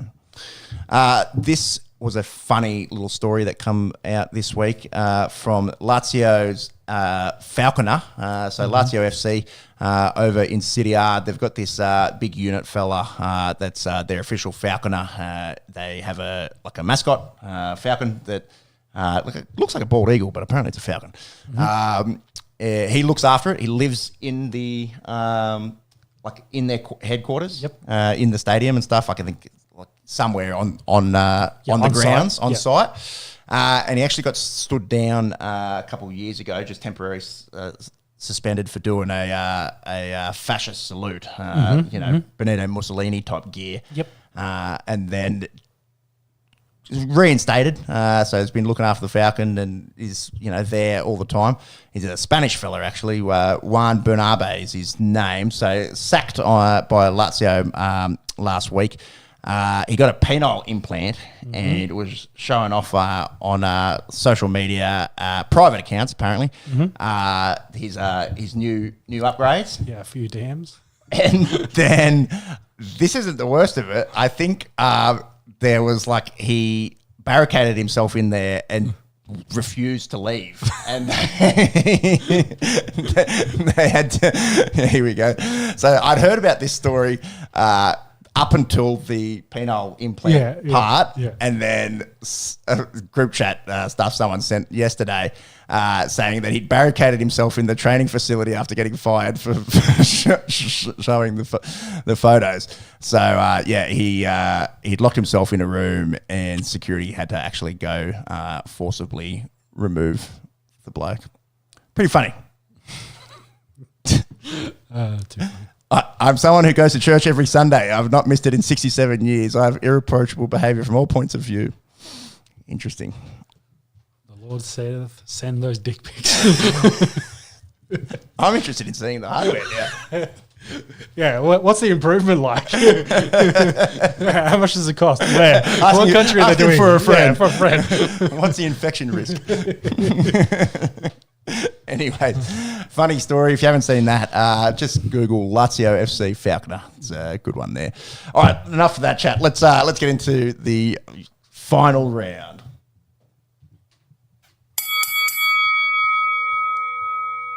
UFC 311 did take place in LA at the Intuit Dome, the Clippers' home stadium there. A pretty impressive facility.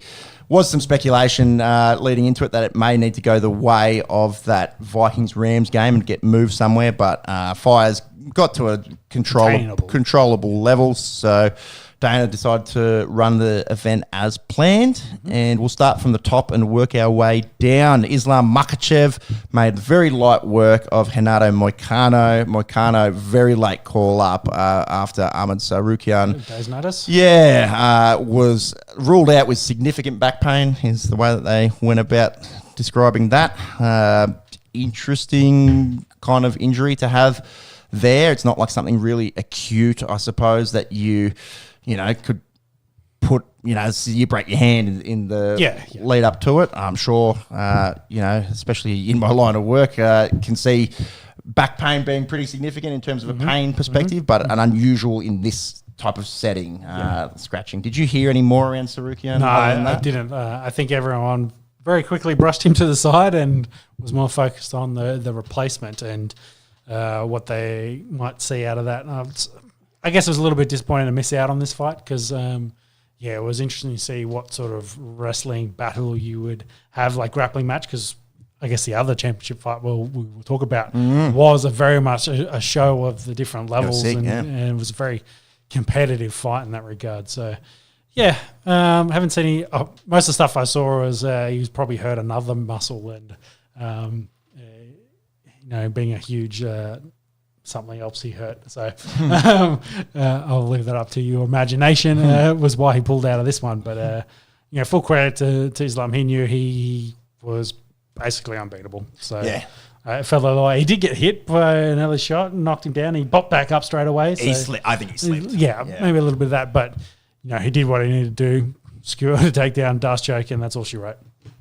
You could see the callers being like, Das is on here. And within a few seconds, she's tight. Yep, it went to, how Moicano survived the first round to, no, he hasn't. He's done.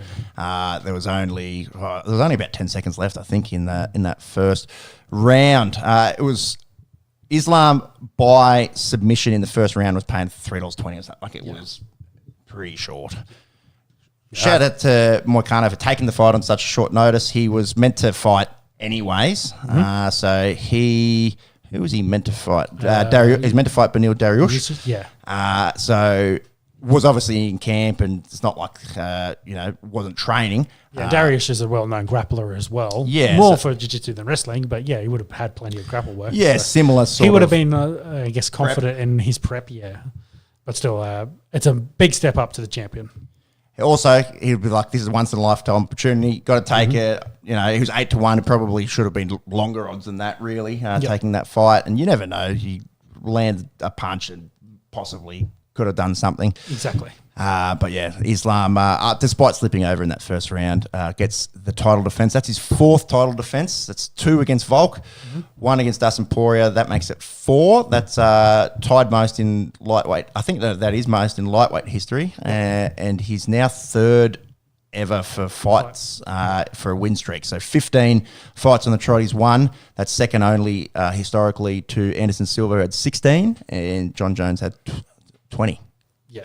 20, but I think that might have his no contest there in the middle. Might have an asterisk. Yeah, whereas... Did they get rid of that no contest now? I feel like in the works, I think is... Yeah. Anyway, it's... Doesn't matter too much. Anderson Silva had the long one with 16, and I think he had at least 10 title defenses in that 16, so it's a big record there.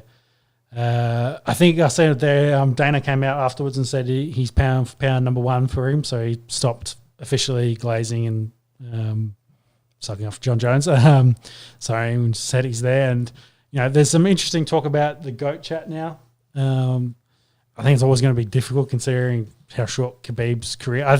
It's a hard sport, and I think GOAT for sport, the whole of UFC is very difficult considering he's not 2-division champ yet, so... and there's a lot of talk about giving Topuria a go. As another featherweight champ, makes an interesting fight, but he doesn't get that belt. Does he go to welterweight? That is a bit of a step up, but can he get that done? And I feel like he's got the frame to go up.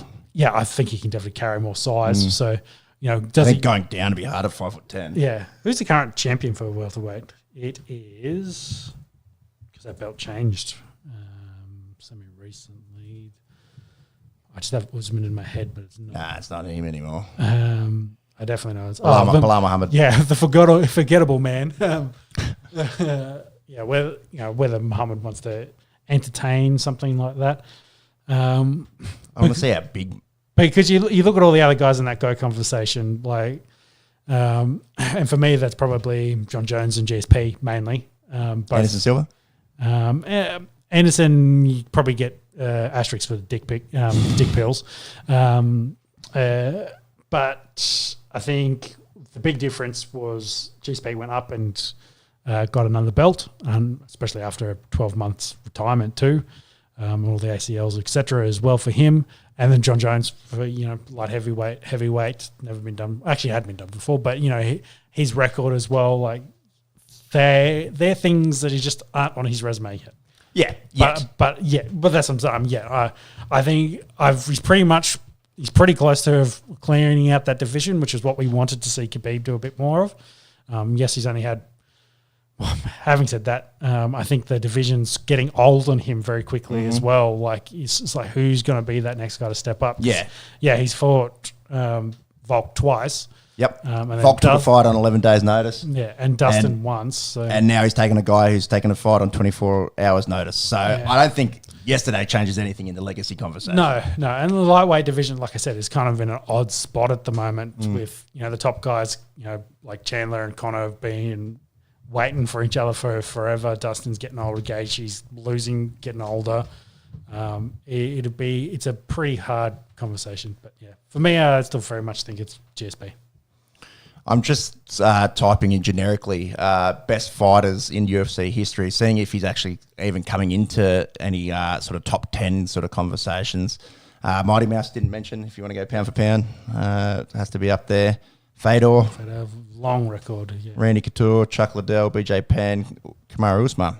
Yeah, I think I wouldn't look at you sideways if you said he's in the top 10 fighters of all time now. Yeah, I would not disagree with you. I think the hope is we're seeing out of him the career that we wanted Khabib to have. Yeah. Mm-hmm.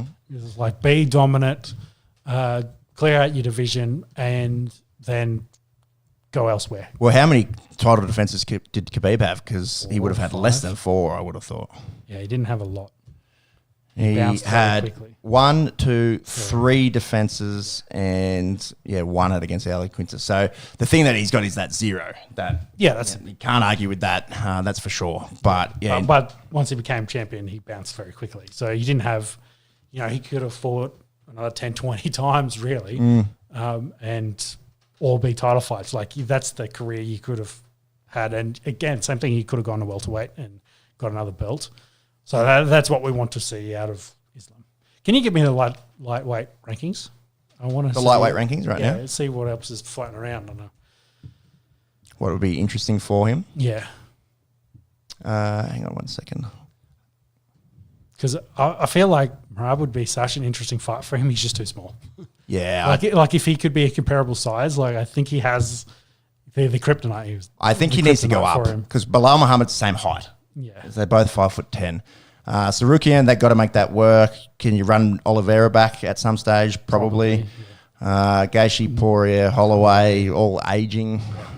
Hooker, Chandler, Gamrot, Dariush. Supposedly Hooker and Gaethje are going to get booked for that 313 on a semi-announced / maybe leak accidental. Yeah, leak. I thought I saw that in my social media. Is that official? I don't think it's official. I think it was an accidental leak from the UFC. So this says Justin Gaethje, Dan Hooker, UFC 313. With Pereira taking on who's he taking on? Is the going to headline? Jamal Hill, is it? No, Ankalaev. Ankalaev. Yeah, because Hill fought yesterday. Yes, and lost. Should we keep running down? Yep, might as well. So Merab Dvalishvili gets the win against Umar Nurmagomedov. Merab wins in a 5-round epic. Umar probably wins rounds 1 and 2 in your books, in the judges' books. Yeah, it was very good landing. Did some serious damage to Merab's face there, and you can see that. And then I think credit to Merab, like his pace and the constant wrestling pressure just wore Umar down. And his cardio might be one of the best I've ever seen, ridiculous. I reckon. Yeah. The videos of watching him like swim the length of an Olympic pool underwater and not taking a breath, like he's a freak with that cardio. He's definitely a crazy dude, and be able to sustain that pace for 25 minutes without a break. Yeah, it broke him, in my opinion. Yeah, and he won 3, 4, and 5 comfortably.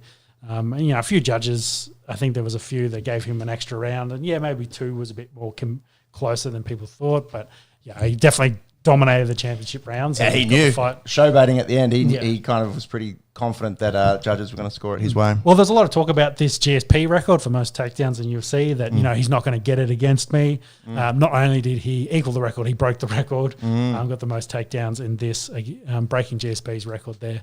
So, he's an unreal wrestler that isn't from Dagestan. So it's pretty close. George is close, but it is it's great to see. Interesting as well. Had Sarukian fought, all the co-main fighters would have been from the Caucasus region. Yep. So watching the, they do the YouTube doco each time. So Sarukian's Armenian, but trains out of southern Russia. Yep. And then Rab is Georgian. And then the other 2 Dagestani. Yeah. So there was some talk about one region of the world just pumping out these elite sort of mid-sized fighters. I'm pretty sure Merab trains though in the US. Yep. And there's some rhetoric about why didn't you go back and change training in Georgia? And he's like, well, I don't have a cousin that's got a multi-million-dollar wrestling facility, training facility. The top Georgian facility is that. Whereas Khabib has put on a pretty big camp there for the Dagestanis. So fighting out of Long Island, New York. So watch this space with Dvalishvili. Can obviously fight for 25 minutes against anyone, and now it's beaten O'Malley, Umar, Cejudo, Jan, Aldo. It's pretty impressive. It goes down to like Dodson's on that list. Like he's very, very good. And yes, maybe no finishes in the last ones, but he's just been dominant with his pressure. So, yeah, it'll be hard. Like, none of those guys in that list really are banging the door down now. Sugar Show makes sense from a rematch and sells. Exactly. Yeah. Sellability. Is that a word? So it'll be interesting to see what Dana and the high-ups at the UFC decide to do there. I just don't think it changes too much for Sugar. That's the unfortunate thing. Yeah, I don't know. I suppose if he he's got that striking ability where you feel like Murav's got a chin though, so definitely we've seen that multiple times. Yeah, it's fun. It's fun, and Murab retains his belt, and it'll be interesting to see. We're talking about title defenses. If Murab can start defending this belt multiple times. Yeah, well, and he's already beaten a lot of those guys in the top there anyway, and all they've. He's kind of, if you do the UFC math, there's not a lot of guys in there that don't already have a link to dudes who's already beaten. Yep. So, Figgy's probably the only one, but Figgy's coming off a loss. So, coming up, and I don't see Figgy beating him. No. So, Tapura is interested in Islam. Like, would Murab be interested in Tapura? Like, would he go up? I feel like Figgy's pretty old as well. He's 37. He's 37. But he's coming off a loss. So, I don't. But I'm saying in that top 10, everyone else has a guy that's lost it recently. Like Cody Sahan just lost it. Just lost. So, and then O'Malley's lost. He's beaten Peter Yan already, beaten Omar, and Malaya Rivera is pretty low. He's beaten Sudo. Like, you're going down a list. And there's no young up-and-comers down there either that they might fast-track. Not that I'm aware of. No. So, that's the thing. And he's already cleared out that division as he's coming up to the title contender. And I guess that's for the fact that Aljamain Sterling had the belt and they're very good training partners and he didn't want to take it from him. So he's been sitting there as number one for a long time, beating all those number one contenders, waiting for his opportunity. So, he's already done sort of that clean out as a pseudo champion because he's been waiting for his chance to start. So, Aljamain, I think, went up to featherweight. Yeah, it'd be interesting to see if anyone can dethrone either of those guys because they're both looking very, very good, Murab and dominant. Islam. Light heavyweight, Yuri Prohaska defeats Jamal Hill. They exchanged in the first and then Yuri got the best of Jamal in this one. What did you make of this one? Yeah, it was a fight, essentially. They were very much back and forth. Yuri looked quicker with his hands. He was more in and out and seemed to be doing more of the damage, but then Hill had his moments as well. He landed his own shots, had some strong shots to the liver as well, which rocked Yuri a little bit. But in the end, I think his pressure and volume of decent, significant shots is what wore Hill down in this, and Yuri gets the win in a pretty good fight. It's definitely. Definitely showed the talent of the two of them of being number 2 and 3 in that division currently. Could you see Yuri getting another title shot? A third fight against Alex again after the other two went? You hate to see it. Is probably the answer. Like if Alex is going to be booked against the number 1, like that makes sense. And if he wins that, for him, there's probably no one in that division that's close to banging that door down. No. So go fight John Jones before he retires. Do you think you see that happen? Well, they're still back and forth on the John Jones Aspinall to 30 mil commitment because Dana says there's no way we're paying 30 mil. So again, whether that's just smoke to say we want to negotiate, bring that price down, but nothing official there. So we'll have to wait and see. This is an interesting fight as we go down the main card. Jailton Almeida getting the first round knockout against Sergey Spivak. This was punches, and they can definitely exchange these two. The funniest thing about this fight was at the end when Almeida's talking to Rogan, and his English is pretty poor. Like a lot of the Brazilians don't have great English, but he's particularly poor. And he goes, "What's up, Las Vegas?" And they're in Los Angeles. All the shit that LA's been through over the last, 2 weeks. Yeah, He exactly. realizes that he fucked up, and he's like, "Sorry, Los Angeles," and he's getting booed by everyone. And then at the end, he's like, "I love you, Los Angeles," and then everyone's cheering him. It was actually pretty funny. But the guy is a unit. legitimate killer. So It was a pretty interesting like wrestling exchange to the start of this with the back and forth, and as heavyweights do, as soon as they go back up to their feet, through a good combination, a big uppercut, ends a fight. So yeah, it's he's on his way up, and he's 8-1 in the UFC, and the only guy he's lost to is Curtis Blades, yep. and he's called out Cyril Gane, I think, in his last 3 fights or something. So I wouldn't be surprised if he gets Cyril upcoming.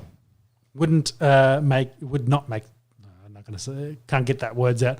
It makes a lot of sense. That's where I'm getting at. And the middleweight, relatively unknown in terms of the UFC world, Renier de Ridder getting the win against Kevin Holland. He's a 1FC guy, I'm pretty sure. across. Dutch guy. Renier de Ridder, 34-year-old, the Dutch Knight, 6'4", so kind of got that easy middleweight build. Good size for middleweight. He was in one for years. Champion? Fighting middleweight in one champion. for the last 5 years, essentially. Come across to the UFC, is now 2-0 in the UFC, and pretty handy opponent to get a win middleweight against. championship. He's had a few of the championships back. Yeah, we see what happens then. Kevin Holland, I think he's on a bit of a losing He's on a streak. slide now. Or is he going? Is he win loss? Interesting to see his record, but I don't think it's good. He's always fun, but. He fights very often as well, but loss, win, it's a loss, slide. win, Yeah. loss. So he's 1-4 in his last 5. Fought in October, fought in June, fought in March. Yeah, not a great period, but a few names in there. Yeah, I think he's definitely towards the end of his UFC career. Although Then age-wise, he's only 32. Having said that, he has stepped in a lot of short notice fights as well. Like those losses, he had Hamzat in there as well that he stood up and. It's going back a while now, though. He's pretty frequent here, isn't he? I don't know. Yeah, he fights a lot. So. Yeah. I think remember that fight. Michael Page, remember that. I think the more interesting story is this RDR and keeping an eye on him if he's able to make a run up the middleweight Potentially get a ranks. ranking pretty quickly. Yeah, you should get one now, really, you'd think. Probably end up at 15. Middleweight is actually kind of strong. Have you seen all the stuff with Izzy and Whitaker of recent weeks? That they were together and training and talking about the stuff and talking about Alex Pereira and, talking about not Faf du Plessis as well, about... he's the best shit fighter they've seen. Like, really, he's like Roberts was saying, it's like, he seems so slow, and then I got punched in the face. So some good banter between the two of them, with their recent losses, and that's actually coming up too. Yeah, it's a good little 312. segue. We'll talk about it before the event because it's still 3 weeks away. But UFC 312 from Sydney will be Dricus du Plessis taking on Sean Strickland. That'll definitely get some bums in seats. Did you have a look at ticket prices for this? I haven't. Dear. Yeah, I wouldn't surprise me after seeing what the cost for the tennis. I was surprised Yeah. at how expensive it was. But, it's... Our poor dollary dues has gone down a little bit. Yeah, recent well, it's also a weeks. testament to probably where the UFC is now, inflation world, etc. Good to see Jimmy Crute back on that list as well. Yeah, a few big Aussies to keep an eye on up the top there. And Taffa will take him. He's born in Auckland, Samoan heritage, fights out of Brisbane, so he can definitely claim Taffa. Yeah, he can play for Queensland. Oh, not this shit again. We're talking about this in 6 months. Who did he fight for when he was 13? Too funny. All right. We'll definitely have a look at UFC 312 before it happens. We'll have a full preview of the card there. The Demon, we did mention him at the start of the show. He's in a pretty commanding position here. Smashed Mickelson in the first set, 6-0. Won the second one in a tiebreaker. Yep. All things going to plan. We see Alex de Minaur in a quarterfinal in a few nights' time. Yep, it's close. Let us know what you think, what you thought about the Novak Djokovic and Tony Jones situation, the Danielle Collins situation. Is it taking away from tennis, or does tennis need some villains and some, interesting, controversial talking points? Run them up the road in a couple of weeks and put them in the octagon and see what happens. I think it's reasonable for tennis. We've seen, with They need something. yeah, and with Get some hype going. with Kyrgios and Kokkinakis, and some of these more outspoken guys. Did they recently. progress in the doubles at all? I or- think they're gone. Yeah. I think they're gone. We've sort of become accustomed to tennis being not, like the Federer, Nadal type era. Well, again, we're in that period of turnover. Like, even Novak's up there in age. So, the big four, as you will, there's only one remaining. And, the young fellas are coming through. Carlos have you got Murray in the big four? Is that? Well, I think that was the four originally, was Murray. Yeah, it's like Murray's got like a asterisk kind of thing. Because he only won He's not the third wheel because he's the fourth one, but yeah, he was. Well, me and Monks He never won anything because the other three were there. Well, he won 3 majors, which is impressive. Yes. But me and Monks were looking before 6 Australian Open finals. Yep. Andy Murray made and lost every single one. Who Shout did he out. lose them to? Yes, it's the same blokes. Yeah, exactly. So he was the unfortunate bridesmaid. And I guess he was just born at the wrong time. pretty much. We'll finish on that shit cover there. Of As I was saying, like Senna, Demon or Carlos, It's new era. They're the new guys coming Yeah. through, and they got to establish themselves as those megastars. Like, you got to remember how much of a megastar Federer was with all the Gillette ads, and even Nadal. Like, Yeah. they were just everywhere. Yeah, they transcended their sport, that's for sure. Exactly. And it's kind of an interesting era now in tennis as well. It was nice to be young and alive during that domination period, but I'm also looking forward, as a more sort of casual tennis fan, to the next era where maybe there's more guys that can win each tournament. But yeah, Maybe some Australians. jeez, it'd be massive. He's going to have the weight of Australia on his shoulders in a few nights' time, presuming he gets through the next 45 minutes unscathed. Yep. All right, let's go, Demon. Let's go. Big Bash Finals, NFL, plenty happening. NBA, EPL starting to heat up, and we're not that far off talking Aussie footy, rugby league, etc. Here we go again. Catch ya. Bye.